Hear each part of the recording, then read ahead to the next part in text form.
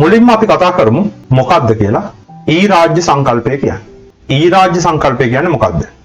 අද වෙනකොට ගොඩක් කතා බහට ලක් වෙන දෙයක් තමයි මේ ඊ රාජ්‍ය සංකල්පය කියලා කියන්නේ. දැන් මෙතන මේ ස්ලයිඩ් එකේ දාලා තියෙනවා ඊ රාජ්‍ය සංකල්පය ගැන. රාජ්‍යයක් තොරතුරු තාක්ෂණය හා තොරතුරු තාක්ෂණය යොදා ගනිමින් රටේ පුරවැසියන් සමාගම් රාජ්‍ය හා රාජ්‍ය නොවන සංවිධාන හා වෙනත් රටවල් රාජ්‍යයන් සමග සම්බන්ධතා පැවැත්වීම ඊ රාජ්‍ය ලෙස හැඳින්විය දැක්විය හැකිය. දැන් ලංකාවේ ගත්තොත් ගොඩක් අපි දකින දේ තමයි මේ ඊ රාජ්‍ය වගේ දේවල් ටිකක් අඩුවක් තියෙනවා. හැමදේම කරගන්න වෙලා තියෙන්නේ ගතානුගතික ක්‍රමයට. අපිට ගිහිල්ලා හම්බ වෙන්න වෙලා තියෙනවා එක එක ඔෆිස් වලට යන්න ඕනේ. ගිහිල්ලා එක එක නිලධාරීන්ව හම්බ වෙන්න ඕනේ. හම්බෙලා වැඩ කරගන්න ඕනේ. දැන් මේක ඇත්තටම ගත්තොත් එහෙම ගැටලුකාරී තත්ත්වයක්. මොකද අපි හැමෝම දන්නවා ලංකාවේ රාජ්‍ය සේවය කියන්නේ එච්චර කාර්යක්ෂම සේවයක් නෙමෙයි අද වෙනකොට. ඒක මම විතරක් කියන කතාවක් නෙමෙයි. රටේ ජනාධිපතිතුමත් කියනවා රාජ්‍ය සේවය එතරම් කාර්යක්ෂම නැහැ කියලා. ඒකනේ එතුමා සැරින් සැරේ යන්නේ එක එක රාජ්‍ය ආයතන වලට නොදන්වා පැමිණෙනවා. නොදන්වා යනවා. ගිහිල්ලා ඉවරලා ඒකේ සිද්ධ වෙන කටයුතු ඒ ෂණයෙන්ම නිරීක්ෂණය කරනවා. එතකොට දැන් ජනාධිපතිතුමා දන්වලා ගියොත් එහෙම අන්න එතකොට හරි ලස්සනට ඒ ආයතනේ හදලා ඉවර වෙලා ඒ වෙලාවට හරි ලස්සනට සරසලා කරලා තීන්ත ගාලා ඔක්කොම වැඩ ටික හරියට කරලා එතුමා පිළිගන්න බලාගෙන ඉන්නවා. එතුමා නොදන්නා ගියොත් එහෙම අන්න එතකොට තමයි එතුමාට ඇත්ත තත්ත්වය දැක ගන්න පුළුවන් වෙන්නේ. මේ රාජ්‍ය සේවකයෝ කොහොමද හැසිරෙන්නේ? හරියට වැඩ කරනවද? තව මේගොල්ලන්ට කොච්චර වැඩ කරන්න තියෙනවද? මේ හැම දෙයක්ම එයාට දැක ගන්න පුළුවන් වෙනවා. හරි? හේතුව රාජ්‍ය සේවයේ දුර්වලතාවය ඇති වෙන්න හේතු ගොඩක් තියෙනවා. රාජ්‍ය සේවයේ තියෙන මූලික දුර්වලතාවයන් දෙක තමයි පළවෙනි එක අකාර්යක්ෂමතාවය. කාර්යක්ෂම නැහැ. අපි ගිහිල්ලා සමහරක් වෙලාවට මේ පොඩි වැඩක් කරගන්න බාර දෙනවා. බාර දීපුවාම සමහරක් වෙලාවට ඒකට පැය ගාණක් ගන්නවා ඒගොල්ලෝ. සමහරක් වෙලාවට දවස් ගාණක් ගන්නවා. මේසේ තියෙන ෆයිල් එක අස්සම් කරලා ඊළඟ මේසෙට යවන්න සමහරක් වෙලාවට සති ගාණක් ගත වෙනවා. අකාර්යක්ෂමතාවය. අනිත් එක තමයි දූෂණය හා වංචාව. මේවා ඔයගොල්ලන් දැන් ටීවී එකේ දකිනවා. මේ ළඟදී මම දැක්කා ජනාධිපතිතුමා RMV එකට ගිහිල්ලා එතන ඔය දූෂිත නිලධාරීන් වගේක් අල්ලගෙන ඉවරලා ඒගොල්ලන්ට දඩුවම් කරන්න ඕනේ කියලා කිව්වා. මෙතන ගැටලුවක් තියෙනවා ලොකුවට. දූෂණය හා වංචාව ගොඩක්ම ජනප්‍රිය කරවන්න පුළුවන් වෙන්නේ රාජ්‍ය සේවයේ. ඒක අකාර්යක්ෂම වෙන තරමට. අපි ගිහිල්ලා පොඩි වැඩක් කරගන්න රාජ්‍ය නිලධාරියෙක්ව හම්බ වෙනවා. හම්බෙලා අපි දවස් කිහිපයක් ඇවිල්ලා එතන රස්තියාදු වෙනවා. ඒත් ඒ වැඩේ සිද්ධ වෙන්නේ නැහැ. ඊට පස්සේ එතන කවුරු හරි ඉන්නවා තරවුකරුවෙක් ගොඩක් වෙලාවට. බ්‍රෝකර් කෙනෙක් ඉන්නවා. එයා හෙමින් සීරුවේ අපි ගාවට ඇවිල්ලා කියනවා ඕක කොහොම හරියන්නේ රුපියල් 5000ක් දෙන්න. හෙට වෙනකොට මම ওই වැඩේ කරලා දෙන්නම් කියලා. එතකොට ගොඩක් වෙලාවට සමහරක් වෙලාවට ගොඩක් මිනිස්සු ඇත්තටම කතාව කිව්වොත් එහෙනම් ගොඩක් මිනිස්සු ආයි ගිහිල්ලා ඒ ආයතනේ රස්තියාදු වෙනවට වඩා හිතනවා රුපියල් 5000ක් දීලා මේ වැඩේ කරගත්තා නම් ලේසි නේද කියලා. තේරුණාද? ඉතින් මේ වගේ හේතු නිසා අපි කියනවා අකාර්යක්ෂමතාවයයි දූෂණය හා වංචාවයි කියන දෙක අනිවාර්යයෙන්ම මේ රාජ්‍ය සේවයේ තියෙන ලොකු ගැටලු දෙකක්. අකාර්යක්ෂමතාව වැඩි වෙන්න දූෂණය හා වංචාව වැඩි. එතකොට මේ රාජ්‍ය සේවය අපිට කරන්න පුළුවන් දෙයක් තමයි තොරතුරු තාක්ෂණය යොදාගෙන අන්තර්ජාලය ඔස්සේ පරිගණක තාක්ෂණය ඔස්සේ මේක කාර්යක්ෂම කරන්න පුළුවන්. ඒක ගැනත් ඇත්තටම අපිට රටේ ඉහළම තැනින් උදාහරණයක් ගන්න පුළුවන්. මට මතක විදිහට ජනාධිපතිතුමා RMB එකට ඇවිල්ලා කිව්වා ඇයි මේකට කම්පියුටර් සිස්ටම් එකක් හදන්නේ නැත්තේ? මිනිස්සු ඇවිල්ලා මෙතන රස්තියාදු වෙන්න ඕනේ නැහැ. කම්පියුටර් සිස්ටම් එකෙන් කෙලින්ම යාගේ මොබයිල් ෆෝන් එකට SMS එකක් එවන්න පුළුවන්. ලයිසන් එක හදලා ඉවරුණාන් පස්සේ. එතකොට මෙතන රස්තියාදුවක් සිද්ධ වෙන්නේ නැහැ. මිනිස්සුන්ට ගෙදර ගිහලා තමුන්ගේ වැඩක් කරගන්න පුළුවන්. එහෙම නැත්නම් ඕගොල්ලන් RMB එකට ගියොත් දැන් ඕගොල්ලන් තව ටික කාලෙකදී ඉගෙනගෙන ඉවර වෙලා ඊට පස්සේ A level කරලා ඉවර වෙලා සමහරක් වෙලාවට ගෙදර ඉන්නකොට යනවා රියදුරු බලපත්‍ර ගන්න. ඒ ගියාම ඕගොල්ලන්ට තේරෙයි එතන සිද්ධ වෙන අකාර්යක්ෂමතාවය කොච්චරක්ද කියලා. මේ වගේ මේ අකාර්යක්ෂමතාව අවම කරන්න ඇත්තටම දැනටත් RMB එක ඇතුලේ පරිගණක තාක්ෂණය තොරතුරු තාක්ෂණය පාවිච්චි වෙනවා. නැත්තේ නෑ. හැබැයි ගැටලු වෙලා තියෙන්නේ ඊට වඩා වැඩි ප්‍රමාණයක් පාවිච්චියට ගන්න වෙලා තියෙනවා අද වෙනකොට.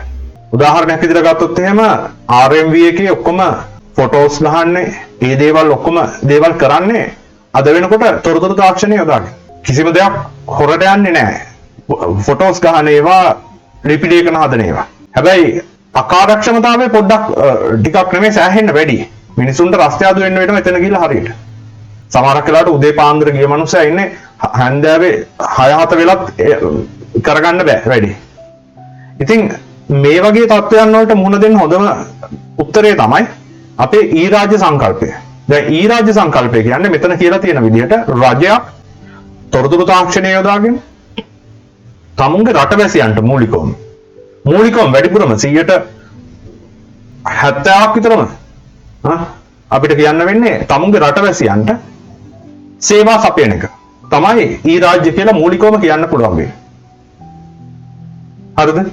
ඊට අමතරව තව පාර්ශව ඉන්නවා. තව ප්‍රධාන පාර්ශවයක් තමයි රාජ්‍ය සේවකයන්ටත් සපයනවා. ඊ රාජ්‍ය හරහා. ඒ කියන්නේ ඔන්ලයින් මොන හරි ක්‍රමයකින් රාජ්‍ය සේවකයන්ට මොකක් හරි දෙයක් සපයනවා නම් මොකක් හරි පණිවිඩයක් දෙනවා නම් ඒක ඇවිල්ලා ඊ රාජ්‍ය වලට තමයි වැටෙන්නේ. ව්‍යාපාරික ප්‍රජාවට ව්‍යාපාර වලටත් පහසුකම් සපයනවා. ඔන්ලයින්. ඊට පස්සේ තව එකක් තමයි අපි කියනවා වෙනත් රාජ්‍යයන් එක්කත් අපි කියනවා ඔන්ලයින් ගනුදෙනු කරනවා නම් රජයක් ඔන්ලයින් ගනුදෙනු කරනවා නම් තවත් රාජ්‍යයක් එක. ලංකාව ඔන්ලයින් ගනුදෙනු කරනවා නම් ඉන්දියාවත් එක්ක ඒක ඇවිල්ලා ඊ රාජ්‍ය සම්බන්ධතාවයක්. හැබැයි ඒක රජයන් දෙකක් අතර.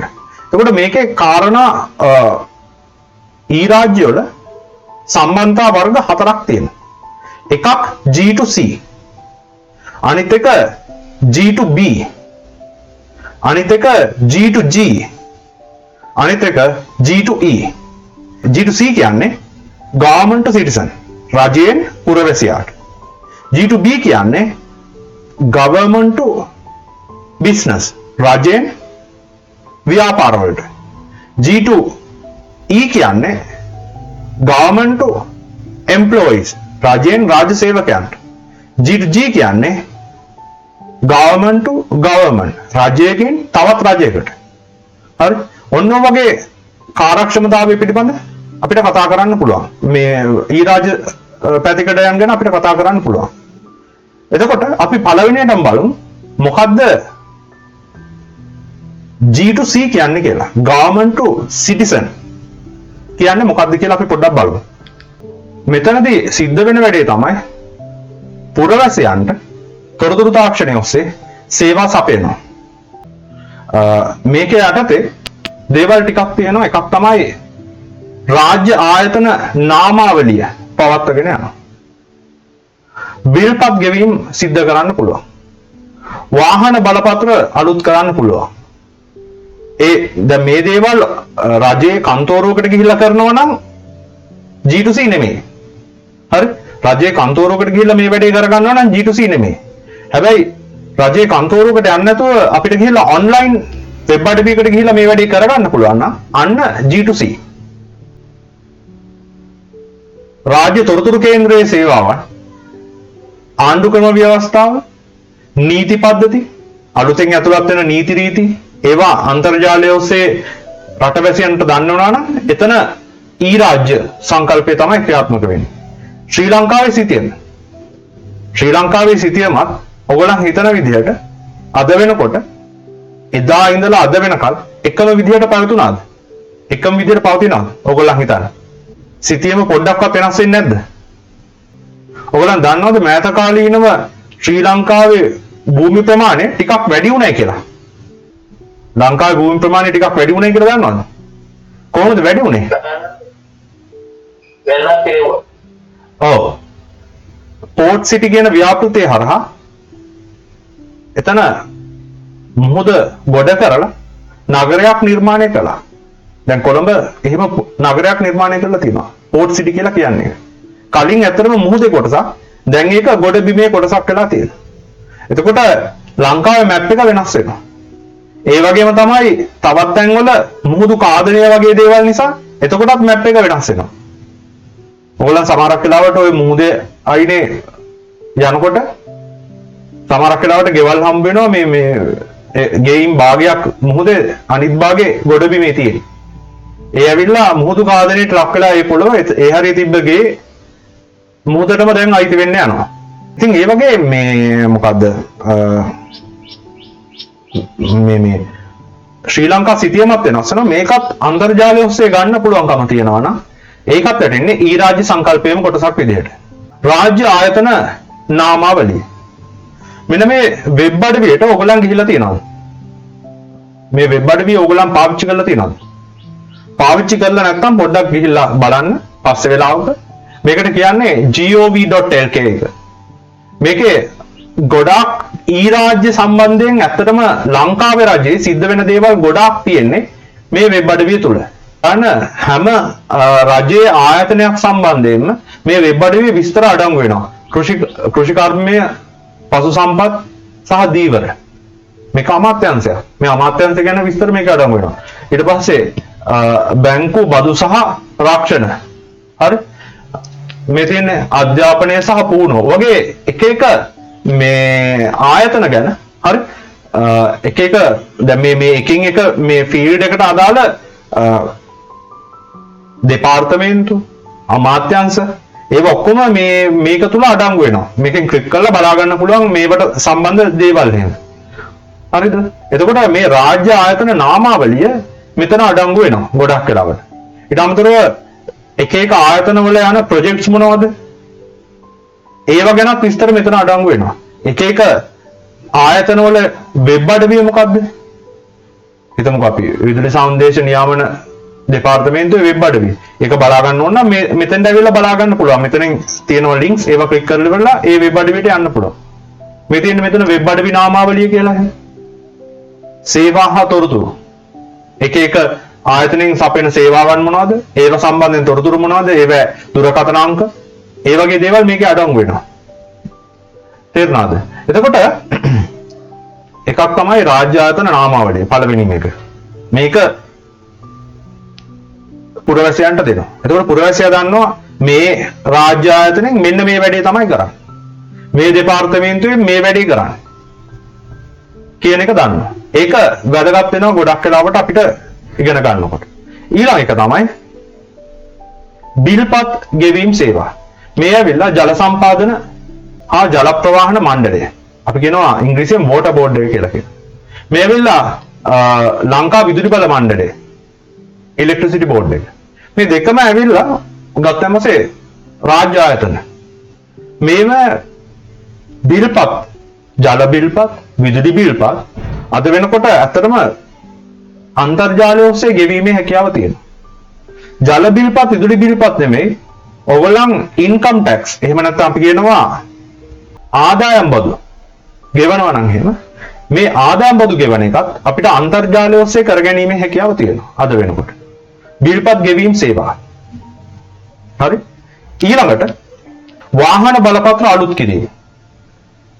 වාහනයක් පාරට දානකොට, පාරේ ධාවනය කරනකොට අපි ගන්න ඕනේ රජෙන් ආදායම් බලපත්‍රයක්. හැබැයි මේ වාහනේ නිකන් ඕගොල්ලන් හිතමුකෝ ගෙදර තියාගෙන ඉන්නේ. හරි? කොහෙවත් පදින්නේ නැහැ. හිටපු ගමන් ඕගොල්ලන් නිකන් ගේ වටේ පොඩ්ඩක් පැදලා එනවා. හරි? ඒ වගේ වාහනයක් නම් ඇත්තටම ආදායම් බලපත්‍රය එහෙම ගන්න අවශ්‍යතාවයක් නැහැ. හිතන්නකෝ ට්‍රැක්ටරයක් එන. ඒක කුඹුරේ වැඩට තමයි තියාගෙන ඉන්නේ. කුඹුරට අරන් යනවා, ගෙදෙට්ට ගේනවා. පාර දිගේ එහෙම ධාවනය කෙරෙන්නේ නැහැ.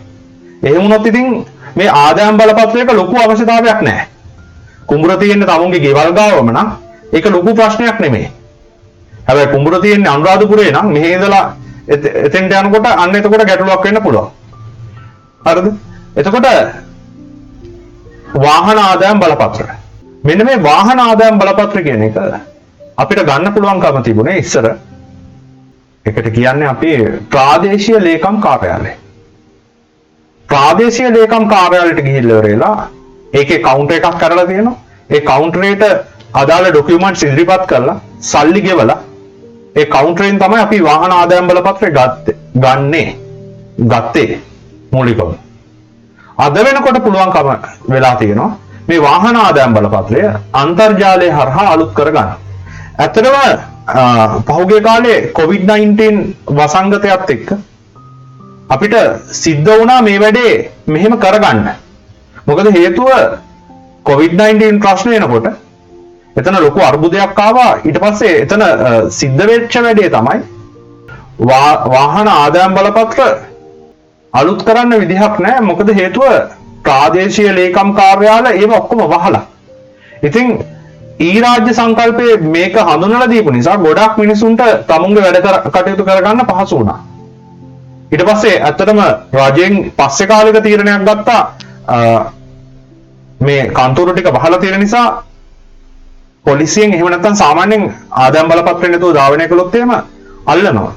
අල්ලලා නඩු දානවා. පොලිසියට නියෝග කරලා තිබුණා ආදායම් බලපත්‍රය නැති වුණාට කමක් නැහැ ධාවනය කරන්න ඉඩ දෙන්නේ කියලා. එතකොට වාහන බලපත්‍ර අලුත් කිරීම මේකත් අන්තර්ජාලය ඔස්සේ සිද්ධ වෙනවා නම් ඒක වැටෙන්නේ ඊ රාජ්‍ය සංකල්පයේම කොටසක් විදිහට. මේ හැබැයි අපි කතා කරන්නේ G to C ගැන. government to citizen ගැන තමයි මේ කතා කරන්නේ. ඊළඟට ආණ්ඩු ක්‍රම ව්‍යවස්ථාව. අපි කියනවා ඉංග්‍රීසියෙන් constitution කියලා කියනවා. මේ ආණ්ඩු ක්‍රම ව්‍යවස්ථාවේ ළමයි ලංකාවේ හොඳ ප්‍රශ්නයක් දාලා තියෙනවා. ලංකාවේ මේ වාහන ආදායම් බලපත්‍ර ගන්නකොට මේකේ ගාස්තු ගෙවීමක් කරන්න වෙනවා. ඒ කරන්න වෙන්නේ ඇත්තටම මේ වාහනේ වර්ගය අනුව. දැන් උදාහරණයක් විදිහට ගත්තොත් එහෙම අපි ගත්තොත් ඉලෙක්ට්‍රික් වාහනයක් නම් ඒකට එන ගාස්තු වෙනස්. හයිබ්‍රිඩ් වාහනයක් නම් ඒකට එන ගාස්තු වෙනස්. ඊට පස්සේ එන්ජින් කැපැසිටි එක අනුවත් මම හිතන්නේ වෙනසක් තියෙනවා. ඉතින් මේ මොනවාද ඔන්න ඔහොම දෙයක් තියෙනවා. ඔව් එහෙම ප්‍රශ්නයක් තියෙනවා. එතන වෙනස්කමක් සිද්ධ වෙනවා. ආණ්ඩු ක්‍රම ව්‍යවස්ථාව මේකත් දැන් අද වෙනකොට අන්තර්ජාලයේදී අපිට දැක ගන්න පුළුවන්. මේ ආණ්ඩු ක්‍රම ව්‍යවස්ථාව ගැන පහුගිය කාලේ ලොකු කතා බහක් ඇති වුණා. මේ ආණ්ඩු ක්‍රම ව්‍යවස්ථාවේ මොකක්ද ළමයි තියෙන්නේ? අර මතකයිද ඔයගලන්ට මෛත්‍රීපාල සිරිසේන ජනාධිපතිතුමා වෙලා ඉන්න කාලේ එයා හදිස්සියම රනිල් වික්‍රමසිංහ මහත්තයව අගමැතිකමෙන් එළවලා මහින්ද රාජපක්ෂ මහත්තයාට අගමැතිකම දුන්නා. ඔයගලන්ට මතකයිද ඒ කාල සීමාවක් තිබුණා එහෙම? ඔන්න ඒ කාල සීමාවේදී ලොකු අර්බුද ගියා මතකයිද ආණ්ඩු ක්‍රම ව්‍යවස්ථාවේ මේ වගන්තියෙන් කියලා තියෙනවා ජනාධිපතිතුමාට මේක කරන්න පුළුවන් කියලා. එක එක නීති විශාරදයෝ හරියට ආගියුමන්ට්ස් ගියා. කතා බහ ගියා.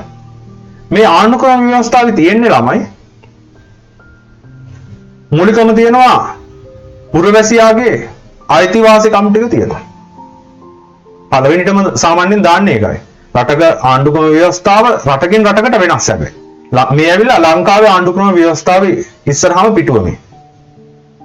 ඇමරිකාවේ එක මීට වඩා වෙනස්. මේකේ හැබැයි හැම ආණ්ඩු ක්‍රම ව්‍යවස්ථාවකම තියෙනවා මූලිකවම පුරවැසියාගේ අයිතිවාසිකම් ටික තියෙනවා. අපි කියන්නේ කතා කිරීමේ නිදහස වගේ මේ කැමති ආගමක් ඇදහිීමේ නිදහස ඔන්න ඔය දේවල් තියෙන්නේ ආණ්ඩු ක්‍රම ව්‍යවස්ථාවේ. රටකින් රටකට ඒ රටේ ආණ්ඩු ක්‍රම ව්‍යවස්ථාව සමානයිද නැද්ද? ඔයගොල්ලන් හිතන විදියට. හැම රටකම වගේ තියෙන ව්‍යවස්ථාව සමානයිද නැද්ද? අනිවාර්යයෙන්ම නැහැ. හැම රටකම තියෙන ව්‍යවස්ථාව සමාන නැහැ. උදාහරණයක් විදිහට ඇමරිකාවේ තියෙන ව්‍යවස්ථාව වෙනස් ව්‍යවස්ථාවක්. ඇමරිකාවේ ව්‍යවස්ථාවෙන් කියලා තියෙනවා හරි ලස්සන වගන්තියක් තියෙනවා. සෙකන්ඩ් ඇමෙන්ඩ්මන්ට් කියලා කියන්නේ දෙවෙනි වගන්තිය විදිහට කියන්නේ මූලික අයිතිවාසිකම් වලින් එකක් විදිහට දාලා තියෙනවා. ඒගොල්ලන් හරි ලස්සන අයිතිවාසිකමක්. දන්නවද මොකද්ද කියලා ඒක? කවුරුහරි දන්න කෙනෙක් ඉන්නවනම් මයික් එක ඔන් කරලා හරි කියන්න. ඇමරිකාවේ ආණ්ඩු ක්‍රම ව්‍යවස්ථාවේ දාලා තියෙනවා රටවැසියෙක්ට අයිතියක් තියෙනවා කියලා තමුන්ගේ ආත්මාරක්ෂාව වෙනුවෙන් ගිනි අවියක් ළඟ තබා ගැනීමේ හැකියාව තියෙනවා. ඒ වගේම ඒ අයිතිය තියෙනවා.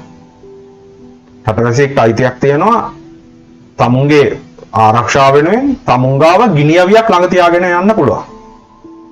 ඒක රටවැසියෙක්ගේ අයිතිය. ඒකෙන් කියන්නේ නෑ ගිහිල්ලා හතර වටේට වෙඩි තිය යන්න පුළුවන් මරන්න පුළුවන් කියලා කියන්නේ නෑ. තමුන්ගේ ආරක්ෂාවට ගිනි අවියක් ළඟ තබා ගැනීමේ හැකියාව තියෙනවා කියලා කියන්නේ.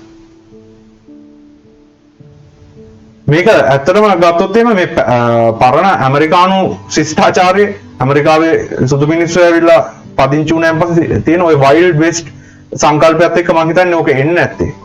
ඒ කාල සීමාවේදී ওই කවුබොයිස්ලා කියලා කියන කට්ටිය පිස්තෝල සාක්කුවේ දාගෙන එහෙම තමයි ගොඩක් මිනිස්සු හිටියේ.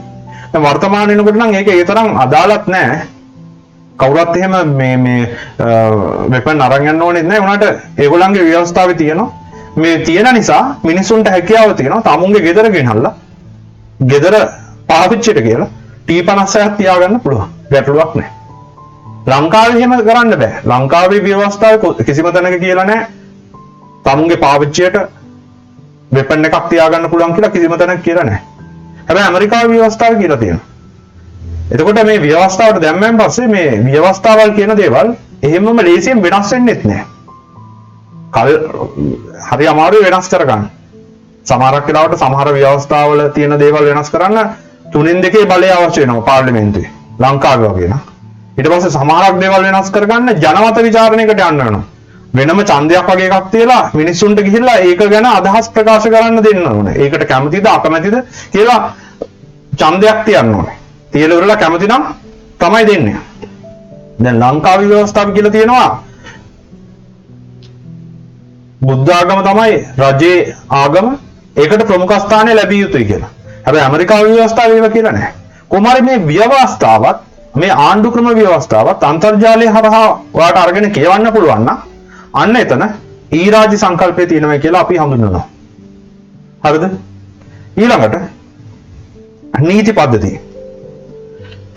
ලංකාවේ නීතිය ගැන විස්තර ගොඩක් කරුණු අපිට අන්තර්ජාලයේදී දැක ගන්න පුළුවන්.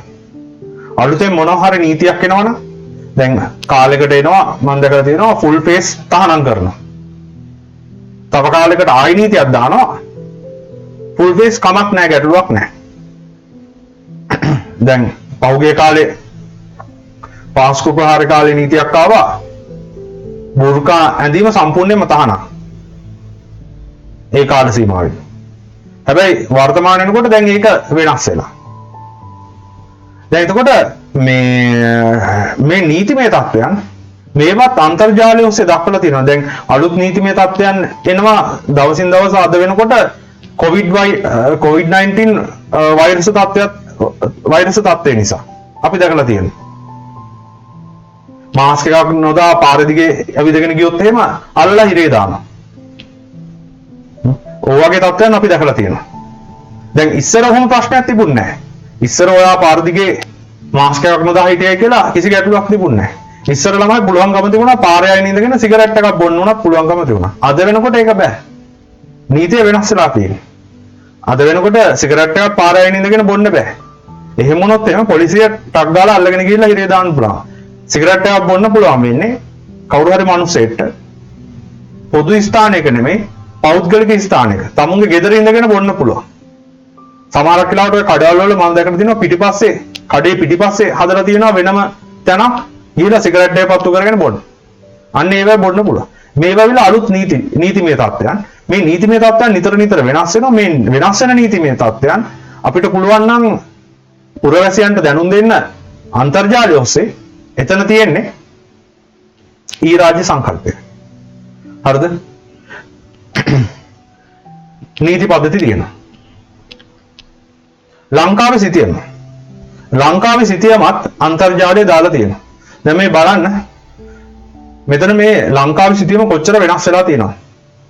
මේ ඇවිල්ලා පැරණි සිටියම. මෙතන මේ දක්වලා තියෙන්නේ පැරණි ලංකා සිටියම. හරි? ඊට පස්සේ මේ එහා පැත්තෙන් තියෙන්නේ අලුත් සිටියම.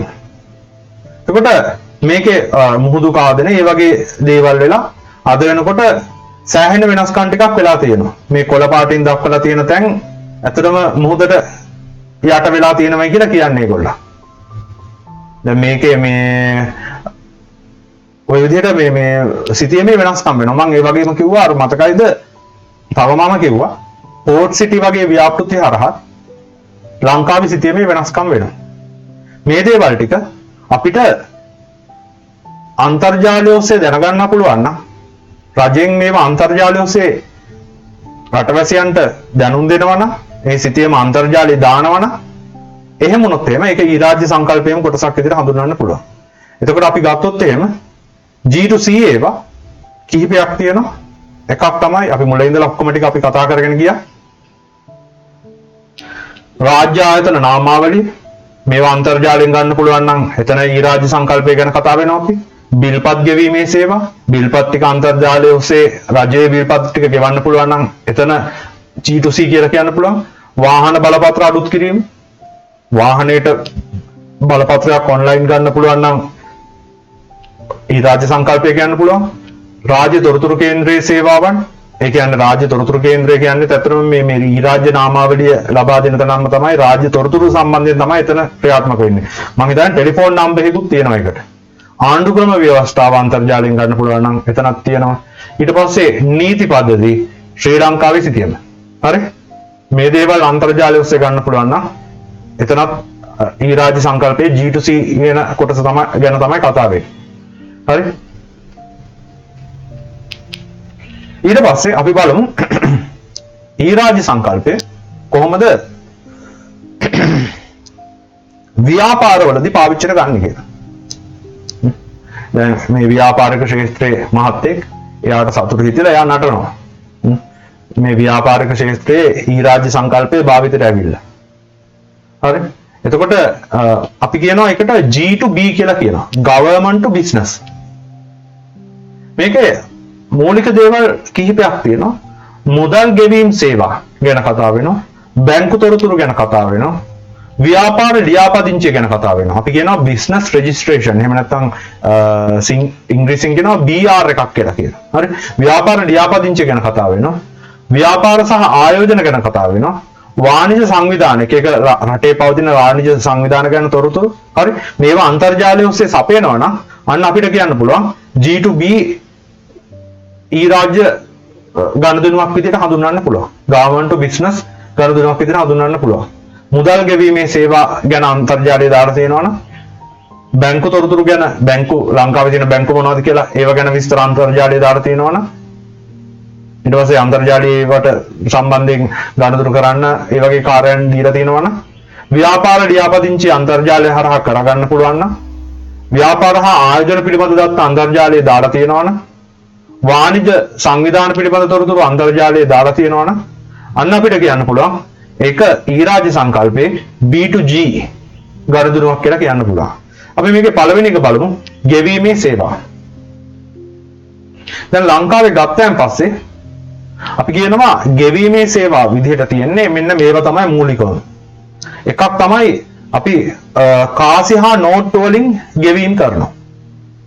ලංකාවේ කාසි හා නෝට්ටු දාගෙන අපි ගෙවීම කරනවා. ගැටලුවක් නැහැ. හැමතැනම පිළිගන්නවා. ඕන කඩේකට ගිහිල්ලා නෝට්ටුවක් දීපුවාම කාසියක් දීපුවාම අපිට භාණ්ඩයක් ගන්න පුළුවන්. ගෙවීමේ ක්‍රමයක්. වළංගු ගෙවීමේ මාධ්‍ය. ඒ වගේම දැන් මෑත කාලීනව වෙනකොට ටික ටික ක්‍රෙඩිට් කාඩ්, ඩෙබිට් කාඩ් සංකල්ප එනවා. මේ ක්‍රෙඩිට් කාඩ්, ඩෙබිට් කාඩ් වල ලංකාවේ ගොඩාක් ජනප්‍රියයි. මාස්ටර් කාඩ්ස් කියන එකයි වීසා කියන කාඩ් වර්ගයේ ගොඩක් ජනප්‍රියයි.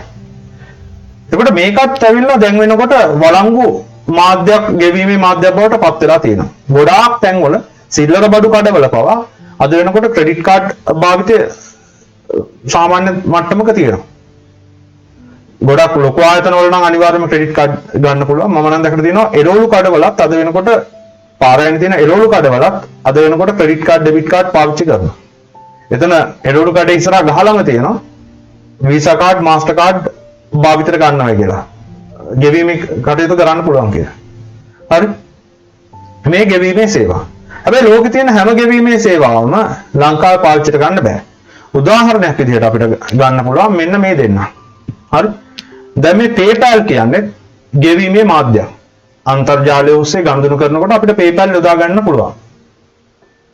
ඊට පස්සේ මෙන්න මෙයා ඊට පස්සේ මෑත කාලේන ආපු තවත් ගෙවීමේ මාධ්‍යයක් මේකට කියනවා Bitcoin කියලා කියනවා. අතන මේක මේ කාසියක් විදිහට නිකන් මේ සලකුණ මේගොල්ලන්ගේ ලෝගෝ එක තමයි මේ තියෙන්නේ. කාසි එක දාලා. ඒ අරින්න මේක මේ කාසි ක්‍රමයක් නෙමෙයි. අන්තර්ජාලය ඔස්සේ ගෙවීමේ මාධ්‍යයක් ක්‍රමවේදයක් තමයි Bitcoin කියලා කියන්නේ. හරි? විනිමය මාධ්‍යයක් විදිහට ගන්න පුළුවන් අන්තර්ජාලය ඔස්සේ ගෙවීම් කටයුතු කරන. හරි? එතකොට PayPal තියෙනවා. ඊට පස්සේ Bitcoin තියෙනවා. හැබැයි එකම ගැටලුව තියෙන්නේ මේ ක්‍රම දෙකම ලංකාවේ නීතිය යටතේ ගෙවීමේ මාධ්‍ය විදිහට පිළිගන්නේ නැහැ. හරි? විනිමය මාධ්‍යයක් ගෙවීමේ මාධ්‍යයක් විදිහට පිළිගන්නේ නැහැ. ගෙවීම් සේවාවක් විදිහට පිළිගන්නේ නැහැ. තේරෙනවද? PayPal වලින් ගෙවීම් කරන්න බෑ ලංකාවේ. දැන් මේකට ලොකු කතා බහක් කරනවා PayPal සම්බන්ධයෙන් එහෙම. මොකද පිට රටවල් එක්ක ගනුදෙනු කරන මිනිස්සු අන්තර්ජාලයේ බිස්නස් තියාගෙන යන මිනිස්සු එහෙම හරි කැමති මේ PayPal සේවාව ඇක්ටිවේට් වෙනවා නම්. PayPal ලංකාව ඇතුලේ ගෙවීමේ මාධ්‍යයක් විදිහට පිළිගන්නවා නම් හරි කැමතියි. හරි? එතකොට ඒගොල්ලන්ට හරි ලේසියෙන් ගනුදෙනු කරගන්න පුළුවන්. බිට්කොයින් නම් මම හිතන්නේ තව කාලයකට හරියයි කියලා. සමහර විට PayPal ගොඩක් වෙලාවට මෑත කාලීනව ගෙවීමේ මාධ්‍යයක් විදිහට පිළිගැනීමේ හැකියාව තියෙනවා. ඉතින් මේ මුදල් ගෙවීමේ සේවා ගැන අන්තර්ජාලය ඔස්සේ දාලා තියෙනවා නම් හරි දක්වලා තියෙනවා නම් අන්තර්ජාලය ඔස්සේ මේවා ක්‍රියාත්මක කරලා තියෙනවා නම් ඒක අපිට කියන්න පුළුවන් G2B ගනුදෙනුවක් කියලා කියන්න පුළුවන්. Government to business රාජ්‍ය සංකල්පයේ කොටසක්. ඊළඟට බැංකු තොරතුරු. බැංකු ගැන විස්තරයක් අන්තර්ජාලයේ දාලා තියෙනවා නම් මෙන්න මේවා තමයි ලංකාවේ තියෙන බැංකු. වාණිජ බැංකු මේවා. මේ විස්තර මේ අන්තර්ජාලයේ දාලා තියෙනවා නම් ඊට පස්සේ මේ බැංකු සේවා වලින් සපයන සේවා මේවායි කියලා අන්තර්ජාලයේ දාලා තියෙනවා නම් ඒ සේවාවල් අන්තර්ජාලය ඔස්සේ ලබා ගැනීමේ හැකියාව තියෙනවා නම් අපිට කියන්න පුළුවන් ඒක G2B ගනුදෙනුවක්. බැංකු තොරතුරු ගැන තමයි එතන කතා වෙන්නේ කියලා. දැන් මෙතන බැංකු රාශියක් තියෙනවා. ලංකාවේ තියෙන බැංකු වලින්. මේ ඉස්සරහාම දාලා තියෙන මේ බැංකුව මොකද්ද? ඔයගොල්ලන් ගොඩක් දෙනෙක් දන්නේ නැතුව ඇති මේ බැංකුව මොකද්ද කියලා. කාටද කියන්න පුළුවන් මේ? මේ මොන බැංකුවද කියලා?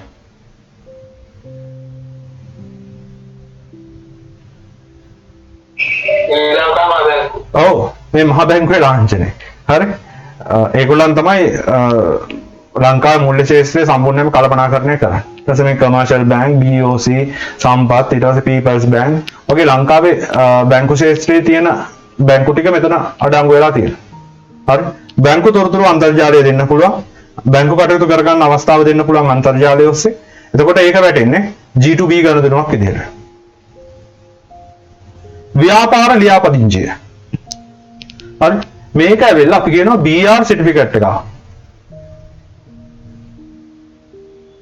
හරි. business registration certificate එක. අතන මෙතන මේ incorporation ඒ කියන්නේ මේ ලොකු ව්‍යාපාරයක් ලියාපදිංචි කරන එකක් ගැන තමයි මෙතන මේ දාලා තියෙන්නේ. මේ ව්‍යාපාර ලියාපදිංචි කියන එක සාමාන්‍යයෙන් ගත්තොත් එහෙම මේ certificate එක තියෙනවා නම් අපි දැන් හිතන්නකෝ අපිට ලංකාව ඇතුලේ ව්‍යාපාරයක් කරන් යන්න පුළුවන් ළමයි මේ certificate එක නැතුව. හරි. මෙයා නැතුණයි කියලා අපිට පොඩි කඩ කෑල්ලක්, කෝපි කඩයක්, හරි, මුරුක්කු කඩයක්, බත් කඩයක් එහෙම කරගෙන යන්න බැරි කමක් නැහැ. කරන්න පුළුවන්. ගැටලුවක් නැහැ. හරිද? හැබැයි ගැටලුව වෙලා තියෙන්නේ අපි මේ කඩේ දියුණු කරන්න ණයක් ගන්න යනවා කියලා හිතමුකෝ. හරි? එතකොට අන්න එතනදී ගැටලුවක් මතුවෙනවා. හරි? කඩේ හදන්න, කඩේ දියුණු කරන්න, තව මොන හරි භාණ්ඩ ටිකක් ගන්න, මේ කඩේ සම්බන්ධයෙන් ණයක් ගන්න යනවා. ව්‍යාපාර ණයක් ගන්න යනවා. හරි? ණය වර්ග ගොඩක් තියෙනවා. නිවාස ණය තියෙනවා, පෞද්ගලික ණය තියෙනවා, ව්‍යාපාරික ණය තියෙනවා. දැන් ව්‍යාපාරික ණය ගත්තම සමහරක් රජයන් වලින් ප්‍රතිපාදන දෙනවා බැංකු වලට කියනවා ඔයගොල්ලන් ව්‍යාපාරික ණය දෙන්න මෙච්චර අඩු පොලියකට කියලා නීති රීති දානවා. එතකොට මේ අඩු පොලියට අපි ව්‍යාපාරික ණයක් ගන්න යනකොට අන්න එතකොට තමයි මොකද්ද වෙන්නේ? මෙන්න මේක අවශ්‍ය වෙන්නේ. හරි ගොඩක් වෙලාවට එතනදී අවශ්‍ය වෙනවා. මොකද හේතුව එතනදී ව්‍යාපාරයක් තමුන්ට තියනවා කියලා පෙන්නන්න, ව්‍යාපාරයක් තමුන් කරනවා කියලා පෙන්නන්න වෙන්නේ මෙන්න මේ සර්ටිෆිකේට් එකේ. හරි? එතකොට මේ එහෙම කාගේ හරි ගාව මේ සර්ටිෆිකේට් එක නැත්නම් එයාට ව්‍යාපාරික ණයක් ඇත්තටම ගන්න වෙන්නේ නැහැ. එයාට ගන්න වෙන්නේ පෞද්ගලික ණයක් අරගෙන තමයි ව්‍යාපාරයට දාලා කරගන්න වෙන්නේ. තමුන්ගේ නමට ගන්න ණයක් අරගෙන තමයි ව්‍යාපාරයට බඩු ටික ගෙනහලා දාගන්න වෙන්නේ. හරි? එතකොට එතන ගැටලුකාරී තත්ත්වයක් තියෙනවා. මේ BR සර්ටිෆිකේට් එක මේකත් සාමාන්‍යයෙන් ගන්නේ ප්‍රාදේශීය ලේකම් කාර්යාලය. අද වෙනකොට මේකත් ක්‍රමානුකූලව පුළුවන් වෙලා තියෙනවා කියනවා අන්තර්ජාලය ඔස්සේ ගන්න. හැබැයි වැඩි වෙලා තියෙන්නේ මේක 100%ක්ම මේ පොතේ දාලා තිබුණාට මේක අන්තර්ජාලය ඔස්සේ කෙරෙන්නේ නැහැ. මම නම් දන්න විදිහට. මොකද හේතුව ඒගොල්ලන්ට ගිහිල්ලා ඉවරලා අපි අන්තර්ජාලය ඔස්සේ මේක සබ්මිට් කරන්න පුළුවන්. ඊට පස්සේ ඒගොල්ලන් එන්න ඕනේ ගෙදරට. ඔව්. පේටන්ට් බලපත්‍ර ගැන අපි පොඩ්ඩක් කතා කරමු ඉස්සරහදී. දැන් කතා කරන්න බෑ. පේටන්ට් බලපත්‍රයක් කියන්නේ මූලිකම දේ කිව්වොත් එහෙම පේටන්ට් බලපත්‍රයක් කියන්නේ නව නිර්මාණයක් කළොත් එහෙම ඒ නිර්මාණයේ අයිතිකරුට ලබා දෙන සහතිකයක්. ඒකෙන් ඊට පස්සේ ඒ නිර්මාණයේ අයිතිකරුට පුළුවන් ඒ නිර්මාණය වෙන කාටවත් කොපි කරන්න දෙන්නේ නැතුව එයාට පවත්වාගෙන ගිහිල්ලා ඒකෙන් ලාභ ඉබීමේ හැකියාව තියෙනවා. වෙන කාටවත් කොපි කිරීමේ හැකියාව නැති වෙනවා පේටන්ට් බලපත්‍රය දුන්නා. හරි? ඒකයි ව්‍යාපාර ලියාපදිංචිය කියන්නේ දෙකක්. මේ ව්‍යාපාර ලියාපදිංචියට අපි කියනවා BR එහෙම නැත්නම් බිස්නස් රෙජිස්ට්‍රේෂන් කියලා කියනවා. ඔය කඩවල් කරන යම් යම් ව්‍යාපාර කරන ඔයගොල්ලන්ගේ දෙමව්පියෝ එහෙම ඉන්නවා නම් ඒගොල්ලන් දන්නවා මොකක් ගැනද මේ කියන්නේ කියලා. හොඳයි. මම සිංහල මීඩියම් ටියුට් එකේ ඊරාජ්‍ය සංකල්පය ගැන නෝට් එක දාලාද තියෙන්නේ ටයිප් කරලා දාලාද තියෙන්නේ එහෙම නැත්නම් හිස්ටන් තියලාද තියෙන්නේ සම්පූර්ණ කරන්න. පොඩ්ඩක් chat box එකේ දාන්න. සිංහල මීඩියම් මම ඕගොල්ලන්ට දීපු ටියුට් එකේ නෝට් එක දාලාද තියෙන්නේ එහෙම නැත්නම් මම හිස්ටන් තියලාද තියෙන්නේ මේ නෝට් එක ලියාගන්නේ කියලා. හිස්ටන් තියලා නේද තියෙන්නේ? ඔව්. දැන් එහෙනම් එතකොට ඔයගොල්ලන්ට ලියාගන්න වෙනවා. හරි? ඔව්. දැන් ඔයගොල්ලන්ට පළවෙනි වැඩේ විදිහට ලියා ගන්න වෙනවා G2C සම්බන්ධයෙන්. හරි? මේ G2C සම්බන්ධයෙන් තියෙන දේවල් ලියා ගන්න වෙනවා. හරි? ව්‍යාපාරික රජයේ පුරවැසියන්. හරි? මේ ටික විතරක් නිකන් ලියාගෙන නතර කරන්න එපා. චුට්ටක් මේවා ගැන විස්තරයක් ටියුට් එකේම හරි තව තැනක දාගන්න. එහෙම නැත්නම් ලියන පොතේ හරි මේක ගැන විස්තරයක් පොඩ්ඩක් ලියා ගන්න. හරි? මේ විස්තරය පොඩ්ඩක් පැහැදිලි කරගන්න ඕනේ. හරිද? හොඳයි. එහෙනම් පටන් ගන්න වැඩි. ඊට පස්සේ අපි ව්‍යාපාර ලියාපදිංචිය ගාවට යනකල් කතා කළා. ව්‍යාපාරයක් ලියාපදිංචි කරන්නේ මොකටද කියන එකත් මම කිව්වා. මෙතන වැදගත් වෙන්නේ ඇත්තටම ව්‍යාපාරය සම්බන්ධයෙන් ණයක් ගන්න යනකොට ඒ වගේ දේවල් වලදී මේ ව්‍යාපාර ලියාපදිංචිය ගොඩක් වැදගත්. හරි? ඊළඟට ව්‍යාපාර සහ ආයෝජන. ලංකාවේ ව්‍යාපාර සහ ආයෝජන වලට නිර්මාණය කළ තියෙන ආයතනය තමයි BOI ආයතනය. Board of Investment. මෙන්න මේගොල්ලන්ගේ තුල ඇත්තටම දක්වලා තියෙනවා ලංකාවේ ආයෝජනය කරන්න පුළුවන් ක්ෂේත්‍ර මොනවද? ආයෝජන කලාප මොනවද? අලුතෙන් යන ව්‍යාපෘති මොනවද? මේ හැම දෙයක්ම හැන්ඩල් කරන්නේ BOI එකෙන්. Board of Investment ශ්‍රී ලංකා. හරි? රාජ්‍ය ආයතනයක්. හරිද? එතකොට මේකේ ව්‍යාපාරික ආයෝජන ගැන විස්තර ඇත්තටම අන්තර්ජාලයේ දාලා තියෙනවා මේගොල්ලන්ගේ වෙබ් අඩවි හදලා ඉවරලා දාලා තියෙනවා පිට රටවල් වල ඉන්න ආයතන වලට උනත් පුළුවන් සම්බන්ධ වෙලා මේ එක එක ව්‍යාපෘති වල ආයෝජනය කරනවා. දැන් උදාහරණයක් විදිහට පහුගිය කාලේ දැන් වර්තමානයේ කතා කරගෙන යන ලොකුවට කතා කරගෙන යන ආයෝජන ව්‍යාපෘතියක් මොකද්ද? ලොකුවට කතා බහට ලක් වෙච්ච ආයෝජන ව්‍යාපෘතියක් මොකද්ද වර්තමානයේ? මේ ඊයේ පෙරේදා දැන් දවස් කීපයකට කලිනුත් හරි දැනටත් යනවා ඒක ගැන. නැගෙනහිර ජැටිය. හරියට හරි. නැගෙනහිර ජැටිය. හරිද? එතකොට මේ නැගෙනහිර ජැටිය ගැන හරි ආයෝජනය කරනවද නැද්ද ඒව ගැන විස්තර ඇත්තටම හැන්ඩල් කරන්නේ මේ BOI එකෙන්. හරි? එතකොට ඒකත් අන්තර්ජාලයේ දාලා තියෙනවා නම් හරිද? ඊට පස්සේ ඒ ආයෝජනයට එක එක්කෙනා දෙන ලන්සුව ඒ කියන්නේ කොච්චර මුදලක් ආයෝජනය කරන්න කැමතිද හරි ඒව ගැන අපි කියනවා ටෙන්ඩර් එකක් හඳවනවා කියලා හිතන්නකෝ අන්න ඒකත් අන්තර්ජාලය ඔස්සේ සිද්ධ වෙනවා නම් එහෙම ව්‍යාපාර ආයෝජන B to G ගනුදෙනුවක් විදිහට තමයි ඒක ගණන් ගන්නේ හරි හොඳයි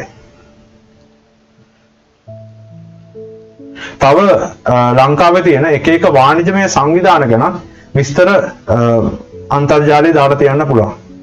දැන් උදාහරණයක් විදිහට අපිට කියන්න පුළුවන් සමහරක් වෙලාවට ඔය පොඩි පොඩි වාණිජමය ආයතන තියෙනවා. හරි? ෆිනෑන්ස් කම්පැනි කියන්න පුළුවන්. හරි? ඊට පස්සේ ශුද්‍ර මූල්‍ය ආයතන. ඔය දැකලා තියෙනවද ඔය කාන්තා සකසුරුවම් සමිති කියලා හැම ආයතන තියෙනවා. ඒවා වාණිජමය සංවිධාන වල. ගමේ ඉන්න කාන්තාව ටිකක් එකතු වෙලා ඒගොල්ලන්ගේ සල්ලි ටික දාලා ඉවරලා ඒගොල්ලන් සමිතියක් පවත්වාගෙන යනවා. එතකොට ගමේ ඉන්න තව කාන්තාවකට ණයක් ගන්න ඕන වුණොත් එහෙම අර සල්ලි ටිකේ අර ෆන්ඩ් එකෙන් සල්ලි අරගෙන ඉවරලා අර මනුස්සයට දෙනවා. එතකොට අර ගෑනු එක්කෙනා ණය ගෙවන කල් අරකට පොලිය ගෙවනවා. ඒ පොලිය ඔක්කොම මේවා වෙන්නේ අර ෆන්ඩ් එකට. ඒ ෆන්ඩ් එකට වැටෙනකොට ඒ ෆන්ඩ් එකට එන පොලිය එහෙම ඉන්සිර ගානට බෙදලා යනවා අර ඒ ෆන්ඩ් එකට සල්ලි දාපු කට්ටියට. ඒකට ඉතුරුම් කරන්න පුළුවන්, එතනින් ණය ගන්න පුළුවන්. හරි. අන්න ඒ වගේ වාණිජ සංවිධාන. හරිද? කුඩා වාණිජ සංවිධාන. අන්න ඒව ගැනත් විස්තර තියෙනවා. දැන් පෞගේ කාලේ ලොකු කතා බහක් හම්බුණා ලීසින් ආයතන සම්බන්ධයෙන් විස්තර මේවා හරියට නියාමනය වෙන්නේ නැහැ කියලා. මහ බැංකුවෙන් තමයි ඒක කරන්න ඕනේ. හරිද? ඒකට ලොකු කතා බහක් ගියා. මොකද අර ලීසින් ආයතනයක් සම්බන්ධයෙන් ඒකේ තියෙන වැරද්දක් කතා කරන්න ගිහිල්ලා ත්‍රිරෝද රත්න රියදුරන්ගේ සංගමේ සභාපතිට යකඩ පොල්ලකින් ගහලා ඉවරලා ඒ ලීසින් ආයතනයේ ඉන්න මිනිස්සු ටික එකතු වෙලා ඒ මිනිස්සයා මරලා දැම්මා. ඒ ලොකු කතා බහකට ලක් වුණා. හරි.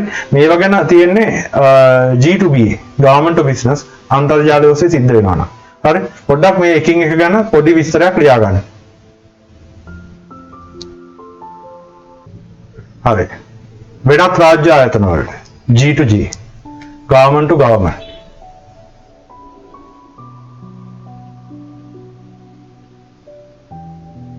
හරි.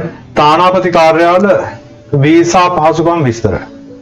තානාපති කාර්යාල තියෙනවා ලංකාවේ එක එක රටවල් වලින් කාර්යාල පවත්වාගෙන යනවා තානාපති කාර්යාල. හරි.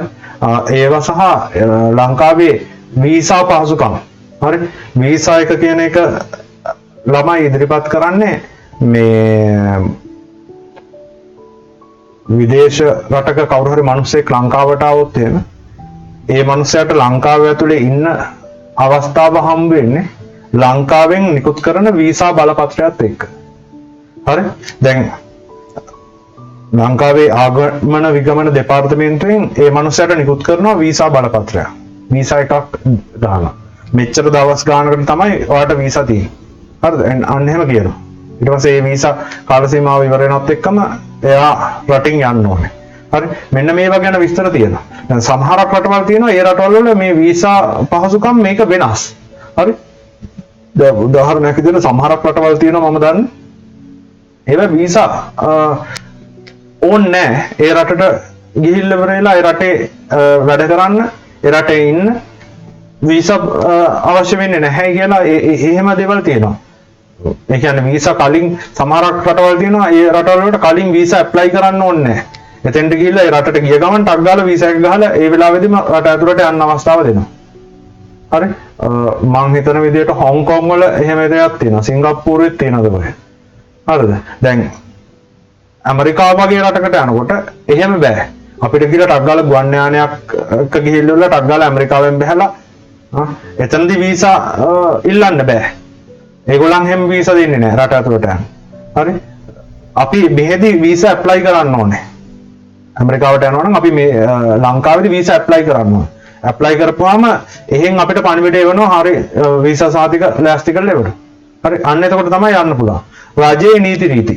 අන්න ඒ දේවල් අන්තර්ජාලය දාලා තියන්න පුළුවන්. හරි. සංචාරකින් සඳහා සහාය වීම. සංචාරකින් සඳහා විස්තර දාලා තියන්න පුළුවන් අන්තර්ජාලය. හරි. ඊට පස්සේ ලංකාවේ රේගු විස්තර.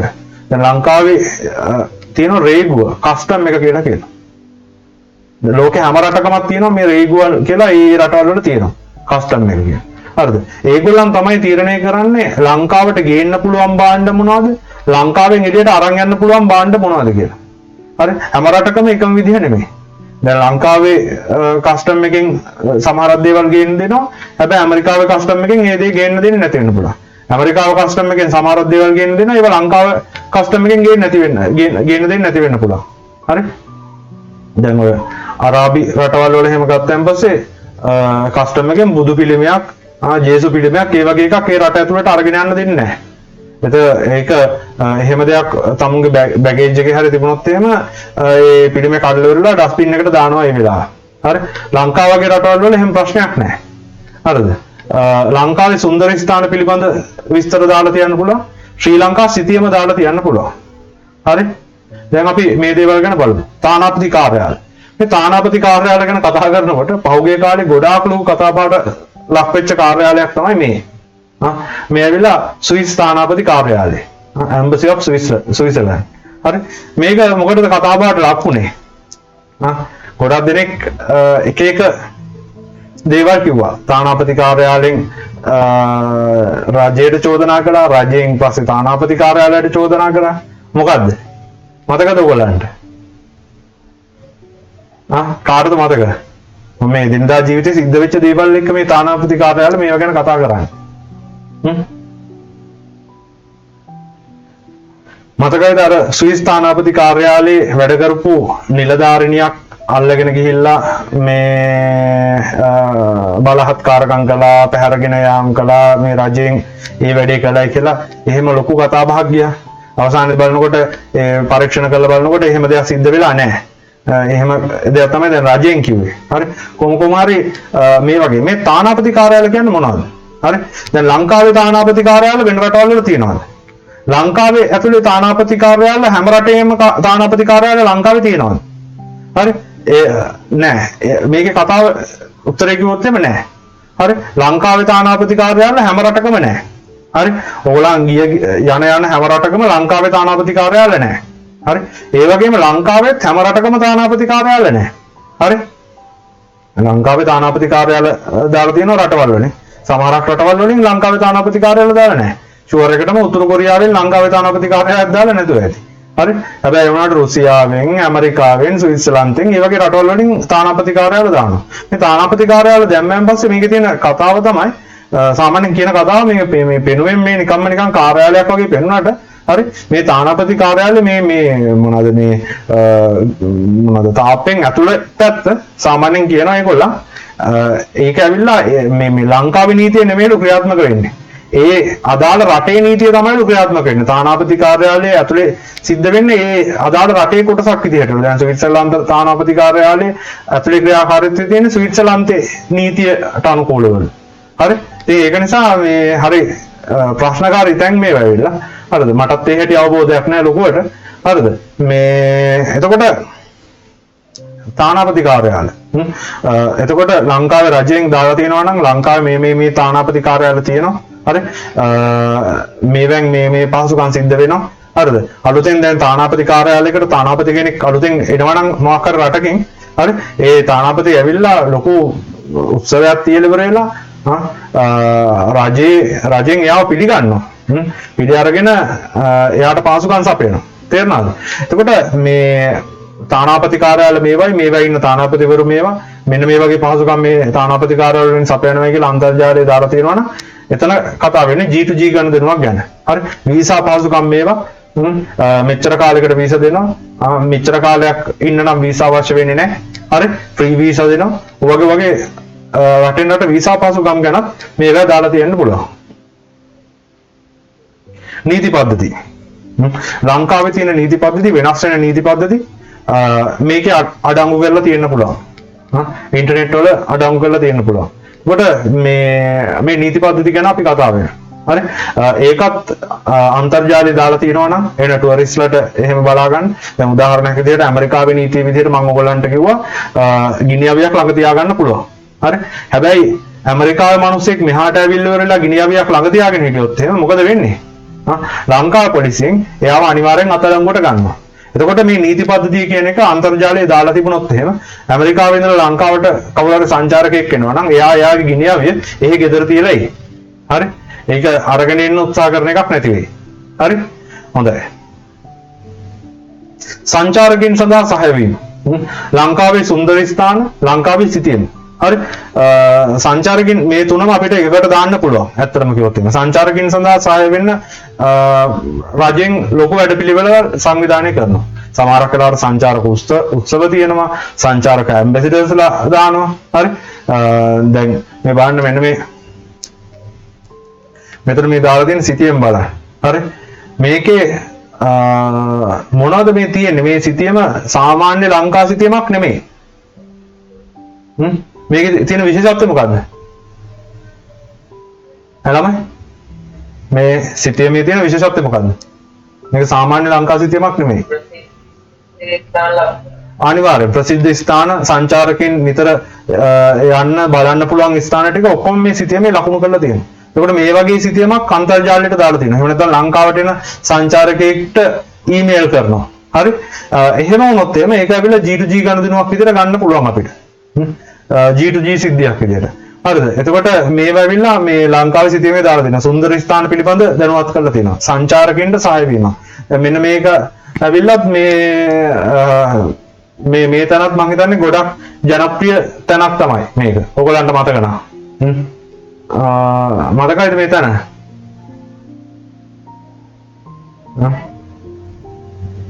මේ සංචාරකයෝ දෙන්න ඉන්න තැන? ලංකාවේ ලොකු කතාබහට ලක් වුණා පහුගිය කාලේ. හරි මතක නම් හොඳයි. මතක නැත්තම් පොඩ්ඩක් මතක් කරලා බලන්න. හරි මම ඒක ගැන විස්තර කියන්න නැහැ මොකද ඇත්තටම ලැජ්ජයි මේ වගේ දේවල් ගැන විස්තර කියන්න. හරි. හොඳයි. ශ්‍රී ලංකා රේගු විස්තර. හරි. එතකොට මේ රේගුව ගැන විස්තර අපිට දාලා තියන්න පුළුවන්. දැන් මේ ඇවිල්ලා මේ රේගු නිලධාරීන්. හරි. මේගොල්ලන් මේ මොකද කරන්නේ? වැටලීමක් කළා ලංකාවට හොරෙන් අපනයනය කරපු ආනයනය කරපු දේවල් මේ අත්අඩංගුවට ගන්නවා. හරි. දැන් සමහරක් වෙලාවට ඔය ඕගොල්ලන් දැකලා තියෙනවානේ නිවුස් වලට එහෙම පෙන්නනවා වල්ල පට්ට අල්ලගෙන ඉන්නවා. හරි. වල්ල පට්ට එක දේවල් පිටරට යවන්න උත්සාහ කරනකොට ඒවා අල්ලනවා. ඒ අල්ලන්නේ මේ රේගු නිලධාරීන්. දැන් ඇමරිකාවේ රේගුව සමහරක් වෙලාවට සමහරක් දේවල් ගේන්න අවස්ථාව දෙනවා. උදාහරණයක් විදිහට ඇමරිකාවේ සමහරක් ප්‍රාන්තවල පුළුවන්කම තියෙනවා මම දන්න විදිහට කංසා භාවිත නීතිගත කරලා තියෙනවා. කංසා පාවිච්චි කරන්න පුළුවන්.